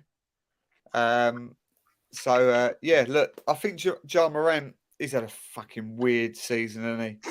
What a weird season. Yeah. I mean, what about the Grizzlies in general? Everybody's favourite other team that they want to see do well, and they got a young team and they're exciting. And they've become a cringe bag, a totally unlikable, just mess of a team, and yet they could still do really well. And Ja Morant has got a massive picture to paint in that image. So yeah, I don't disagree with it. Ema, you're not happy? You're not. So- You wasn't happy with Ja Morant's. I purposely, I'm not even going to speak his name. I purposely left him out because he's a cock. Everything this season he has done has just made me go, I don't want him to be an NBA player. Yeah, on the court, fine, but he's done so much stuff just outside of it that I don't want him to be around this league. And whether he sorts himself out, great. If he does, wonderful. But the fact that guns were pointed at Pacers players, I forgot it happened in Indiana. This is why. Yeah, the fact that guns were allegedly pointed at Indiana players, that he has gotten out guns at clubs in Denver, all these other things, I just don't want to be talking about the guy. So fuck him. I don't care. Yeah, the thing is, Emo, he's one of the most exciting, explosive face of the franchise, face Absolutely. of the league. I agree. That you talk about, and yet everything you've said, there'll be so many people that would listen to that and go, 100% agree with you. No, I agree. He is explosive as fuck, but so is his fucking personality. I don't want to see it. Yeah, I agree. He thinks he has to be gangster to prove the fact that he was not gangster growing up. Yeah. And he has to just get rid of that and just be a player. Yeah. As a player, sure. Yeah, mate. I think outside of that, I don't want to hear his name. I think you've nailed that, Ema. Melvi, what are you saying? I think fuck it ain't a top 50 of people's personalities. Shit it now. No, I agree. I hate the fact that NBA has shown all these clips of being a wonderful father with his daughter on the basketball. Oh, look, she's bouncing the ball. Yeah, then there's clips of him all over the internet of him getting a strip. Do you know what I mean? Yeah. Like, he's not. A woman sat all over him and all of that alleged stuff as well. And there was an article that came out this week of people allege him to have done these things have actually spoken to the paper, like not anonymously, to do it. So it's obviously serious. But ranking wise, I had him at number 12. So yeah. So, but all of my ranking wise, I literally kept him out of the 50 entirely. Yeah, fair play. Look, I had him at 13. Hopefully, he can focus on his basketball because it's beyond exciting what he can do on the court. But he's had an abomination this year, and what a shame because we should be talking about what a success the Grizzlies have been, and we're not. We're talking about what a prick Ja Morant has been. So really, we should just be saying how much of a prick Dylan Brooks is, and that's it. Oh yeah, well that's just that. But he don't approach the top 50. I think I've been spoiled by 4 years of Kyrie Irving, where I'm quite good at separating the player and the person. So I think that's why I'm still okay in picking him. You have done well with that in the past. Yeah. The difference with Kyrie Irving is he just wants everyone to believe the world is flat. Ja Morant wants to everyone to believe that he is a bitch that will bring a gun to a fight, bring a gun to a knife fight. So it's a little bit different. Let's move on for Ja Morant. Over to you, Ema. Number 9 last year was Kyrie. 9. Are we at number 9? Right, let's just check that I haven't left a cap. Kawhi. I had Kawhi at number 9. So did I. Oh, Yeah. That's the 3 of 3. Carry on, Matt Hardy. Out of number 8. You have 8. Oh, it wasn't worse. Yeah. Break a heart. Break a heart. You know what the strange thing about Kawhi is that since he's won the championship in Toronto, I feel like he's just constantly been at number 9, number 10, always. Yeah. It's like he was that playoff series where Toronto beat the Warriors. That's the highest level basketball I've seen from any player since I've been following the sport. not long, 7 years, 6 years. I just couldn't believe what I was seeing. He won that almost single-handedly. And yet since then, I know he's had his injury problems. It's almost been like the game management stuff. It feels like it's just like it's never really happened in LA. And LA Clippers on paper should be a favourite or one of the favourites, and yet they're an also ran. And I feel like this is what we've been saying for 3 years now. Do you know what I mean? Yeah. He's definitely been sort of marred by that because it almost like he got dropped into Toronto, where he was immediately successful, brought him into relevancy and won a title, dipped again, and then hasn't won another title. So exactly what you say. You're kind of, you know that Kawhi is that good, but you're waiting for him to kind of repeat the kind of heroics that he did in Toronto. And maybe that's just unrealistic. Yeah, exactly. The thing is, you don't hear enough from him about his injuries. You don't hear from the team because he wants everything to be so secret. So you don't know. Like with some players, they go, "Yeah, I'm not where I was before," sort of thing. But you just get absolute dead silence from them, and you don't hear anything. So it could be that he's just getting to that point now where he is on the downward slide because of those injuries.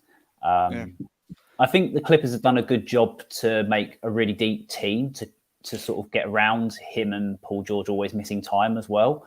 So it's not like the team aren't doing stuff to try and get around it. But I think that one of the successes around Toronto is the fact that their backroom staff managed that injury so well. But I'm not sure you can get away with it as much now. I think a lot of the backroom staff or the league rules say you got to play your players. But there we go. I think he's always going to be there, isn't he? He's always going to be in that sort of group. Yeah, I agree. Okay, let's move on. He's the highest player as well that didn't make the All-Star game. Yeah, there you go. Full stop.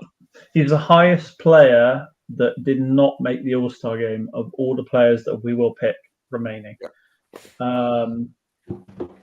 Interestingly enough. Yeah. Right. We are at number 8. It's my pick. I'm going to go with my number 8. Oh, do it. Just do it. Don't worry about it. Just do it. James. Yep. That's what I was saying. That's fair. Okay. This is unlike me. Everyone's first time I've seen you raise your arms up. The first time I've ever seen you raise your arms up and celebrate something, because you know we're all on your side this time. Everyone's nodded. I had him at 12. I had him lower as well. Yeah, I had him at 11. So I was still playing on the fact that he's LeBron James, and I picked him at 8. I had him at 8. Literally, so 2 8s, 2 12s. Can I just say that he's still averaging 29 points a game at 400 years old? 400 years old. He's incredible. Still needs to be He's only retiring when his kid averages 10 points per game. It still needs to be respected, though, that he is still an elite player at this. We take it for granted, for sure. Yeah. Everyone happy with that? Do we need to say any more on LeBron James? I've got LeBron at 8, so I have no fucking argument in any manner. I think all we can say is we're really lucky to have been able to watch him. 100%. And I mean, I think Emi, you've watched for a long time. I've been able to see his whole career. Like I was never able to see all of Kobe's career. I saw most of it. MJ.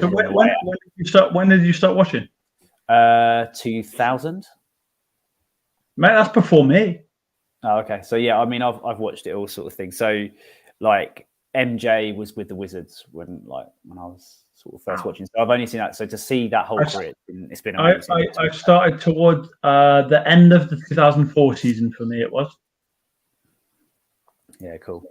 I mean, I was only like 10 or. Mate, I was like 16. So yeah. Just to answer a question in. Hang on, where have I gone? A question in the comments from Liam saying, "Where did Matt's cousin go, Kyrie?" Kyrie. I've got there. If you don't, Kyrie went at 26. 26. Yeah. There you go. Right, Yes, guys, you we're on to number 7. Over to you, Melvy. Last year was Luca. Okay. I am gonna go with. Oh, you're holding up that shoe. It is between him and someone else. Ema, stop influencing. And Matt. So again, he hasn't gone anywhere. Stop influencing. I couldn't see Ema, to be fair. Of course he can. He's blocking everyone. He's only looking at himself. He's got a mirror on his screen. I'm gonna go. I only look at myself. Yeah. I'm gonna go with my number 7, which is Stephen Curry. Oh, Okay. Look, these picks now are at this stage. It's all going to be very, very close. We're going to be within a pick or two. Yeah. Just to give you an idea, like I had Curry at 6. So Ema had him at 5. Matt had him at 5. Ema had him at 4.5. Curry is in at 7. Yeah. Thing is, Matt, I'm just glad that you're able to acknowledge the fact that you know that joke. Show us 5 again, Ema. Other hand. You prick. Other hand. Yeah. I don't have all my fingers on that hand. So if you look at the fingernails, there's one fingernail missing. Yeah, that one. Oh, I didn't know this. fucking mint. Yeah. Ema had Steph Curry at 4.5. Yeah. So that's what Matt is referencing when he says that. I don't have a fingertip on my right index. If I use the other hand and put them against one another, look at the difference. That is mint. Fucking mint. Dear. Superb. 4.5. I'm going to put that at next year's rundown. I'm going to put Curry at 4.5. Oh, sorry, mate. That was fucking mint, though. It happened when I tried to climb over a fence to get over to a roller coaster and Ferris wheel one time when I was about 26, 27 years old. So you weren't even a youngster. You was a responsible person. Responsible. Carry on. Right, Steph Curry is in at 7. I don't hate it. Yeah, he is. Don't like it. I don't like it either. Did anyone else have Steph Curry below 7? I had him at 6.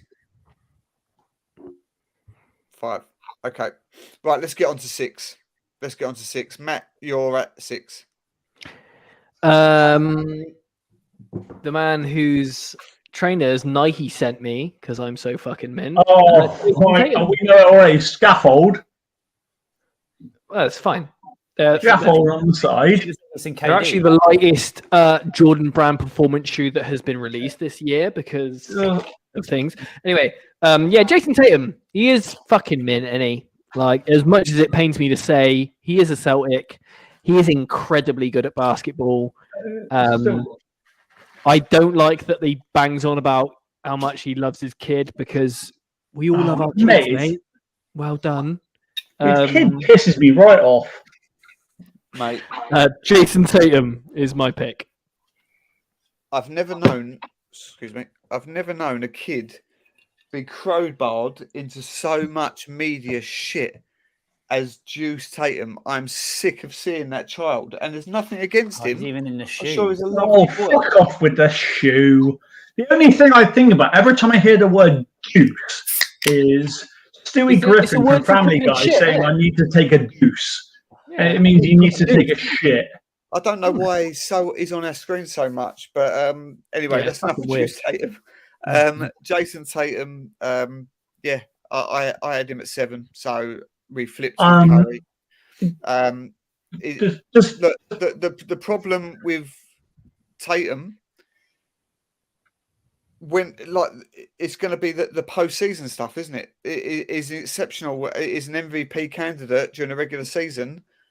He's got to an Eastern Conference final, lost to Miami. He's got to a Eastern Conference final, won against Miami. He's got to try and now bring that into the finals and take over a game and win it to be a legend.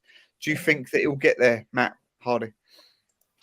I mean, the thing about Jason Tatum is he's 19. You have to remember that he's only 19. No, honestly, I reckon he's pretty. Like, it's one of those. Offensively, there's not a lot he can't do. Tatum over Curry all fucking day. Of course, Rich Barrett would say that. I think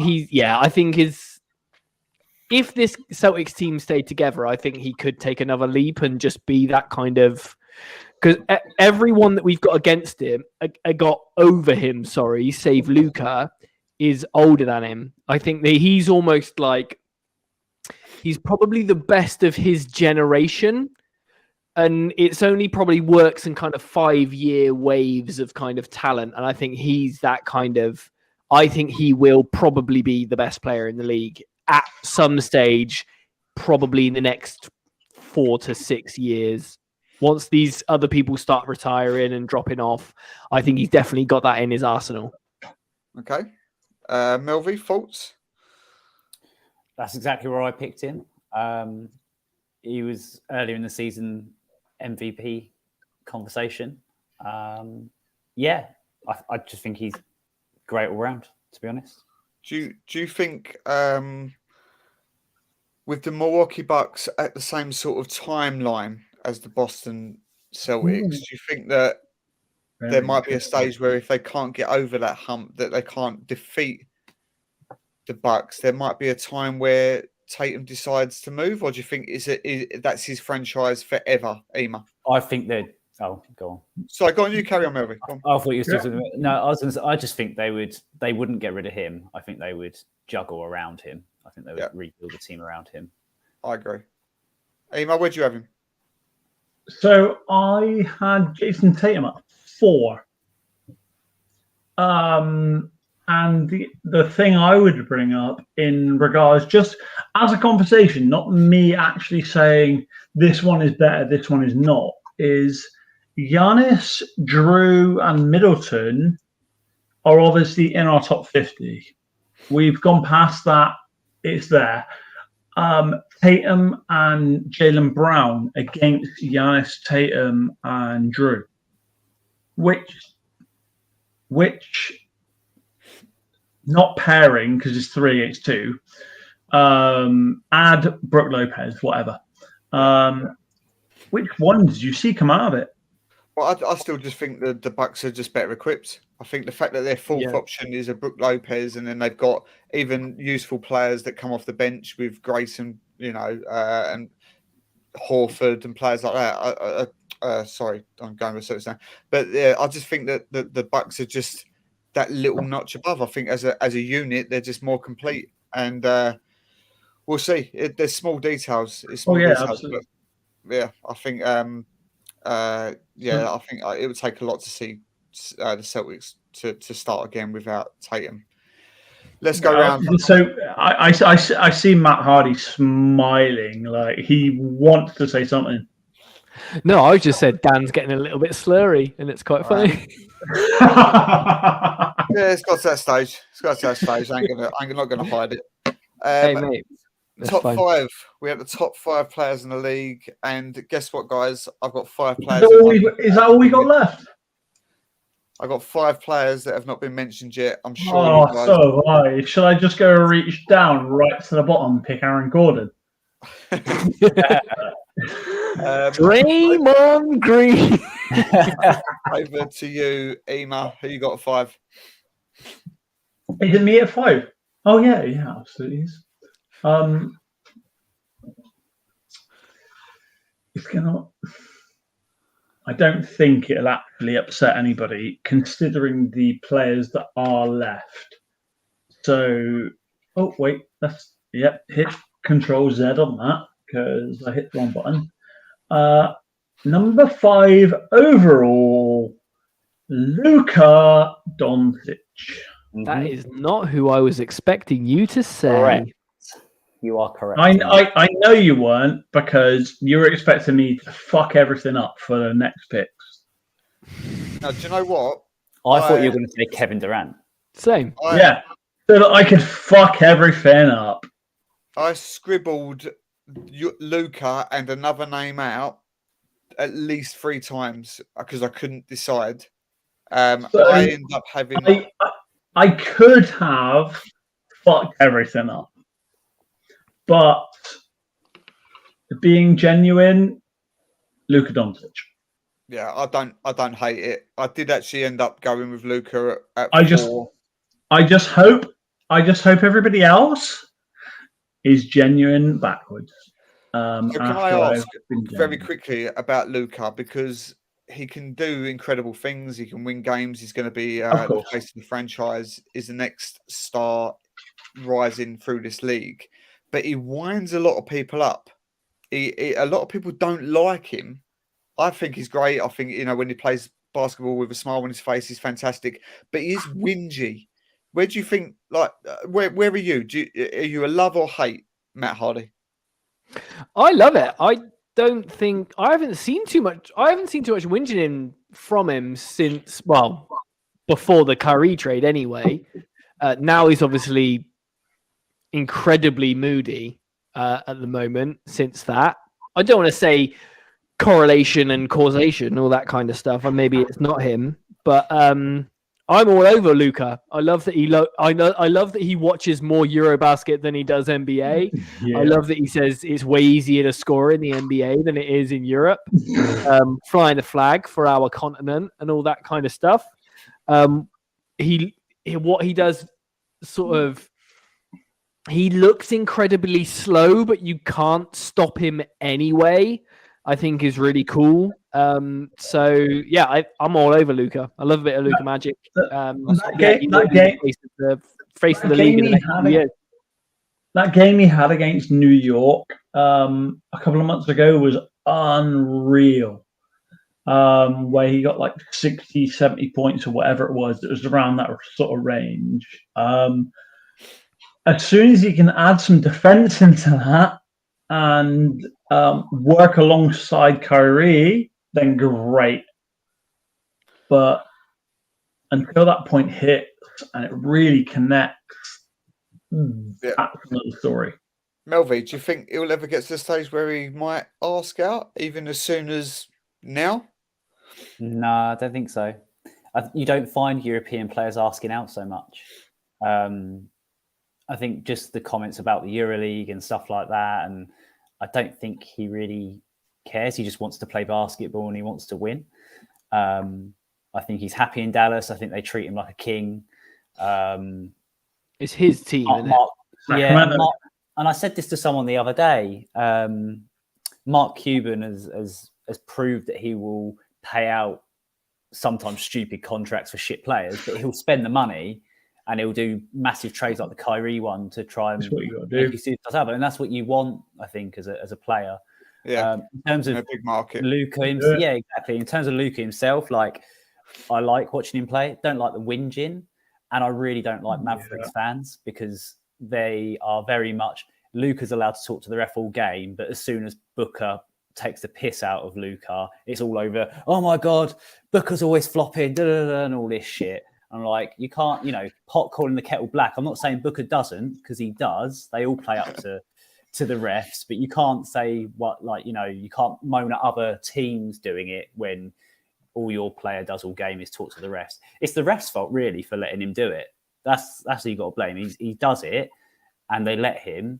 But it's more that, for me, if they're going to let him do it, they need to let all and every single player do it, not just the one. But he's incredible to watch. It's great that we've got these European players in the league now. 100%. And it's the fact that he's just like how he gets off those shots. Like there was when they were against us the other week when we beat them. If any Mavs fans listening, we beat you. Ayton was all over him. Like it's not very often that Ayton actually defends properly. He does these kind of like fake, I'll reach out to try and block the shot and I won't. But he was actually defending Luka properly, and Luka hit this 3, and I was like, you've just shot that over a 7-footer who's got a 7'5" wingspan or whatever. It was just ridiculous. We're lucky to be watching him. He is exactly that. He is ridiculous. I just like seeing him play with a smile. That's the thing. Guys, we're at the 3 hour mark exactly. We have 4 picks to go. It's me. Fuck. Oh no. Is it you at 3? Yeah. No. Wait, I got Elvie at 3. We're at 4. Who just picked? Oh, okay. We're at 4. I don't know. Places just picked at 5. It's I'm me lost. at 4. It's 4 now. I'm gonna go with. Go, please. It has to be. Don't Kevin just Durant. do. Kevin Durant. Okay. Yes, thank you. What I was going to say was, you haven't just looked at Yes. MVP candidates, have you, and just done Thank that? you for not being a knob. It's All I have Kevin to Durant. say. And Kevin Durant was. I just want to make a point. Kevin Durant was my number 1 last year. I still believe when he is at the best, most fittest, healthiest version of himself, he is still capable of being the best in the league, the number 1. Capable. This year, Capable. and we do have to do this by year. I think that's fallen 90. short, and I think there's people that deserve to be above him this year. So I'm sticking KD at 4. I'm going to start straight away with Matt. What do you think? I think that's fair. I had him at 6. So a couple of places back. I love Kevin Durant so much. He's missed a ton of time. I think that factors into it as well. It's got to factor into it. That's got to factor into it as well. Yeah, so I think that's basically kind of what it is. When it comes down to, the very, very creme de la creme of the NBA, you've got to kind of find excuses to kind of put people above others.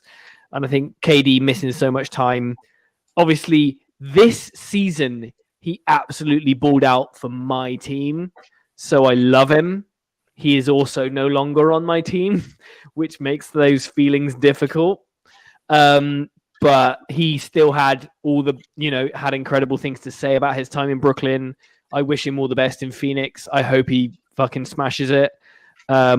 Like you say, Dan, I think he has the potential to be the best player on the planet when he's fit and healthy.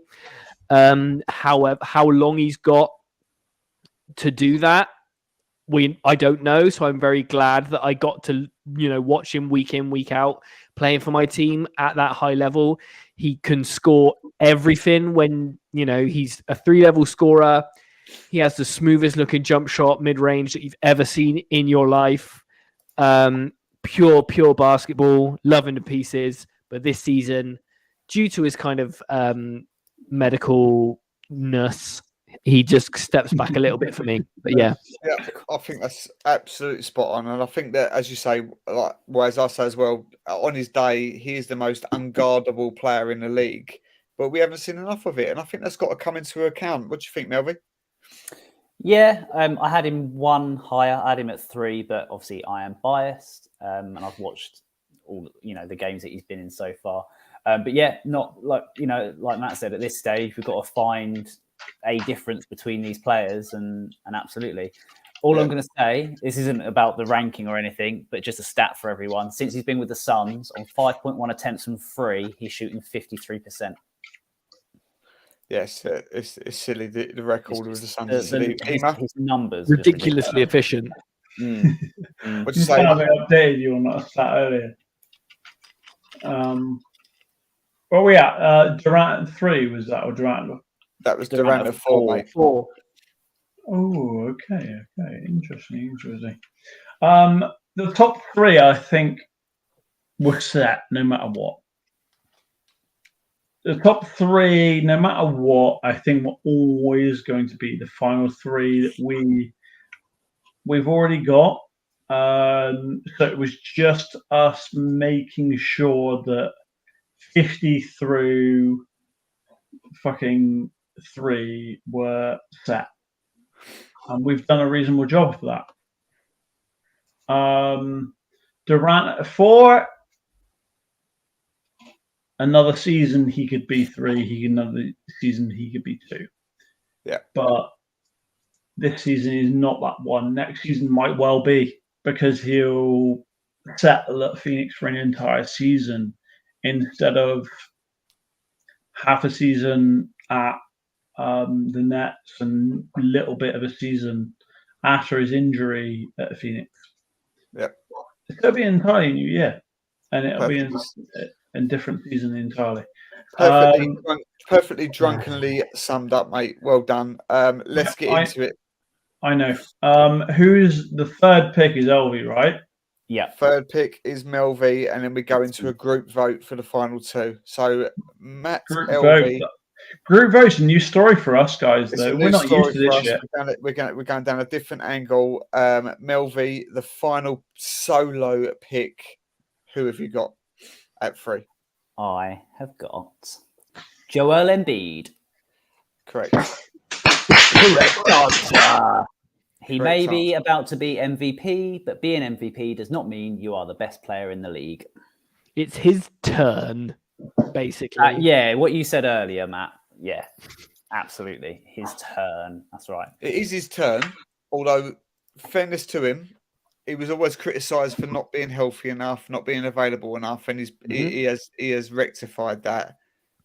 He's been brilliant. It is his turn in a way because the metrics will still say, the stats, the advanced stats especially, will still say there's a player that has exceeded that. But he's been good. He's been very good. But that is 100%, in my opinion, 100% the correct opinion to have Joel Embiid at 3. I'm assuming everybody else is on the same page. I mean, the dude is scoring is 33 and 10. Like you can't argue against that. But yeah, I would not want to be a Philly fan and have to watch that many free throws. Fair. Also, just one more thing. The other week when they played Denver, he sat out. Yep. Because he's a pussyhole. There's another soundbite. Because he's a pussyhole. Brilliant. Right, guys, let's get in. We are just over 3 hours, 3 hours, 8 minutes. Pick 2 is a group vote, the first time ever. So, first time ever. We have 2 players left. Should we pick our number 1? Should we? No. Should we? So we know who the last 2 players are. Should we all write it down and hold it up? Let's do that. I've got no paper or pen. Okay, so no. Matt. Yeah, but you know who they are, right? You know who the 2 are. Well, yeah, Draymond Green and Klay Thompson, of course. Yeah, exactly. So you know who the 2 are. So what are we writing on number 1? Just write who's your number 1 and who's your number 2.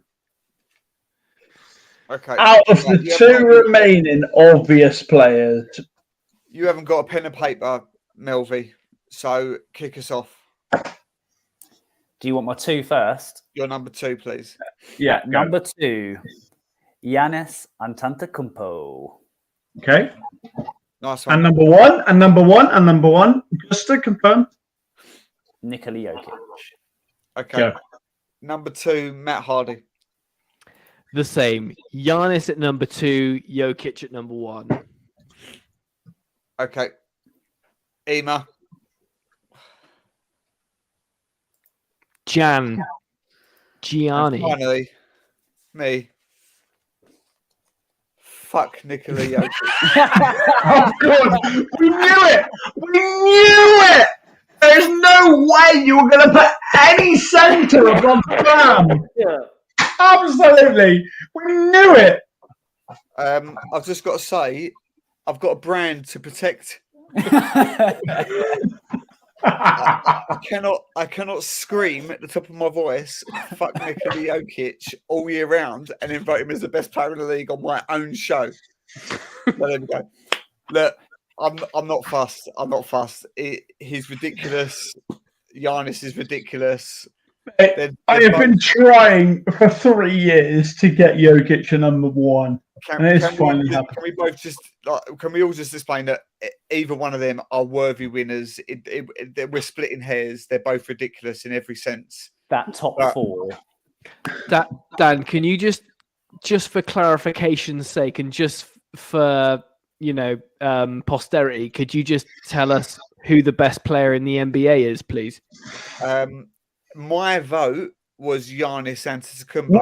No.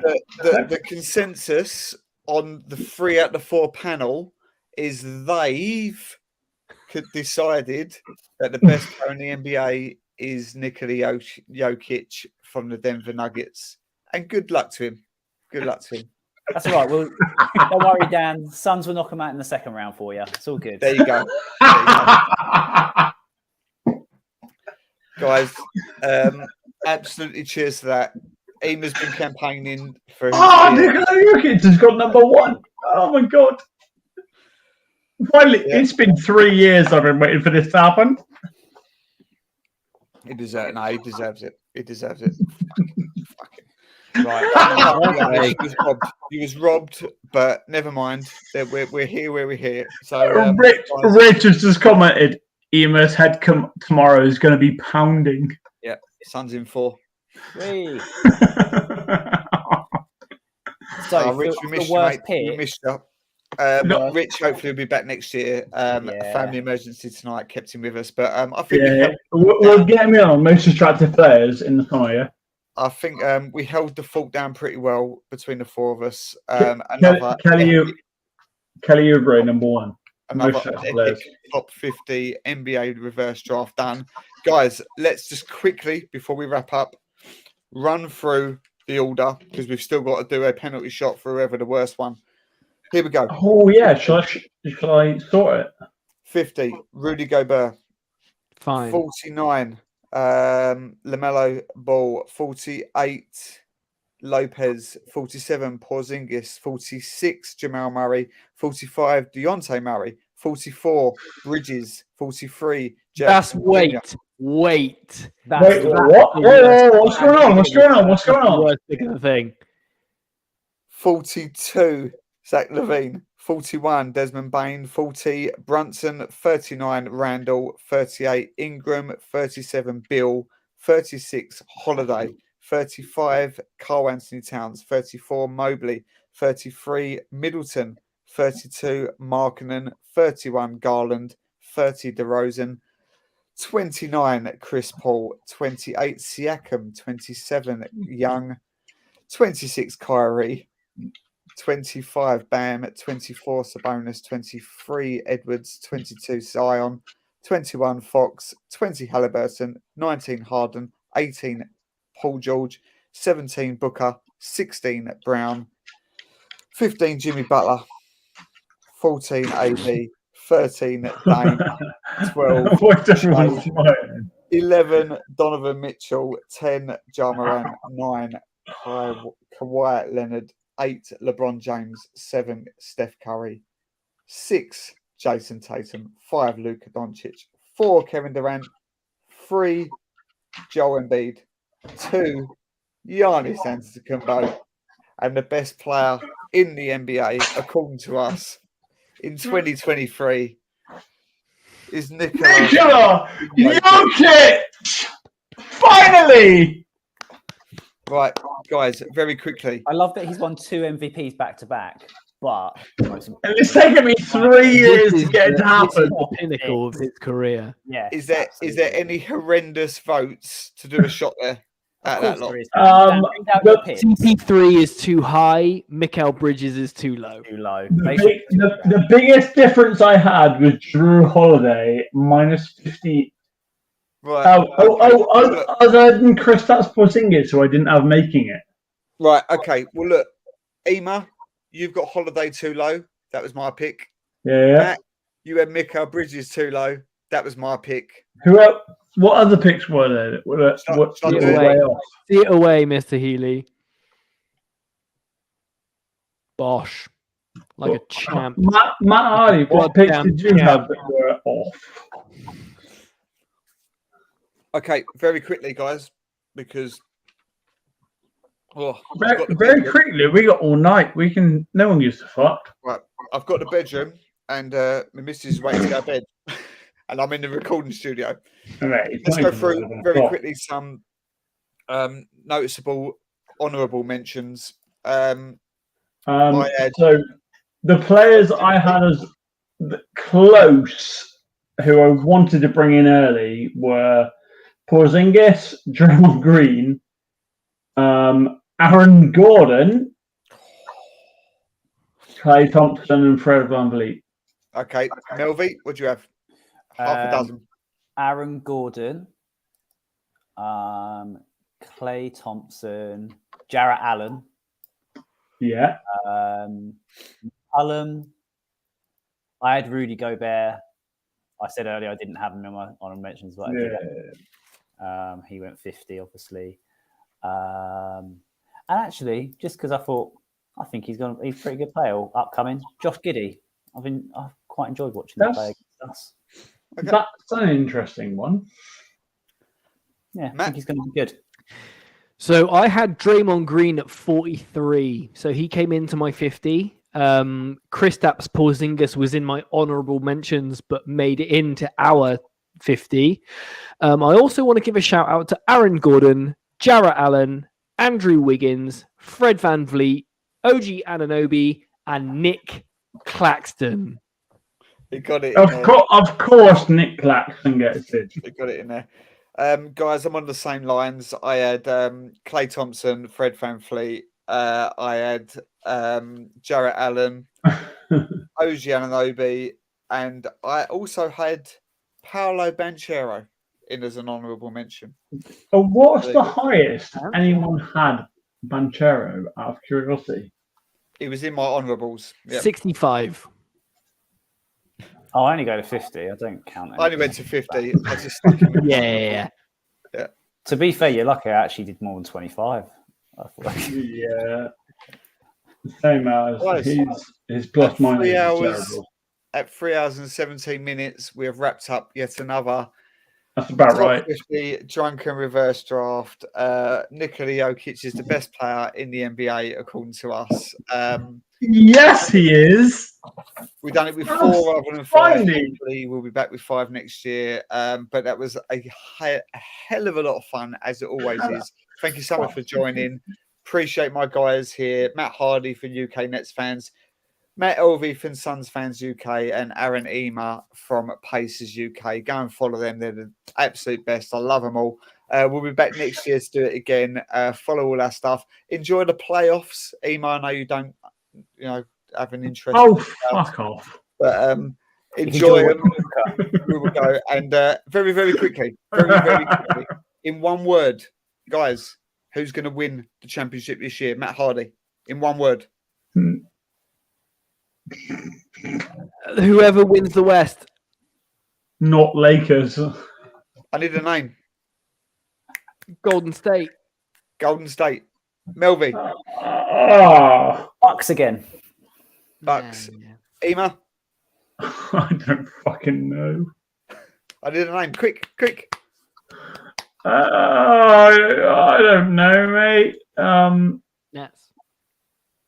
3. No, I'm not going for the Nets. 2. Anyone. I don't 1. care at this point. Good. It's understandable. Suns it is then, because you love. Why would you care about the postseason as a Pacers fan? Yeah, the Pacers are too far behind for me to care. Right. You've got 3 seconds. 3, 2, 1. Say a name. Bucks, fine, whatever. Bucks. And for what it's worth, I'm also going with the Bucks against the Suns in 7. There you go. Guys, thanks for joining us. We'll see you next time. Absolute pleasure. Thank you very much. Take it easy. Have a good one. Bye.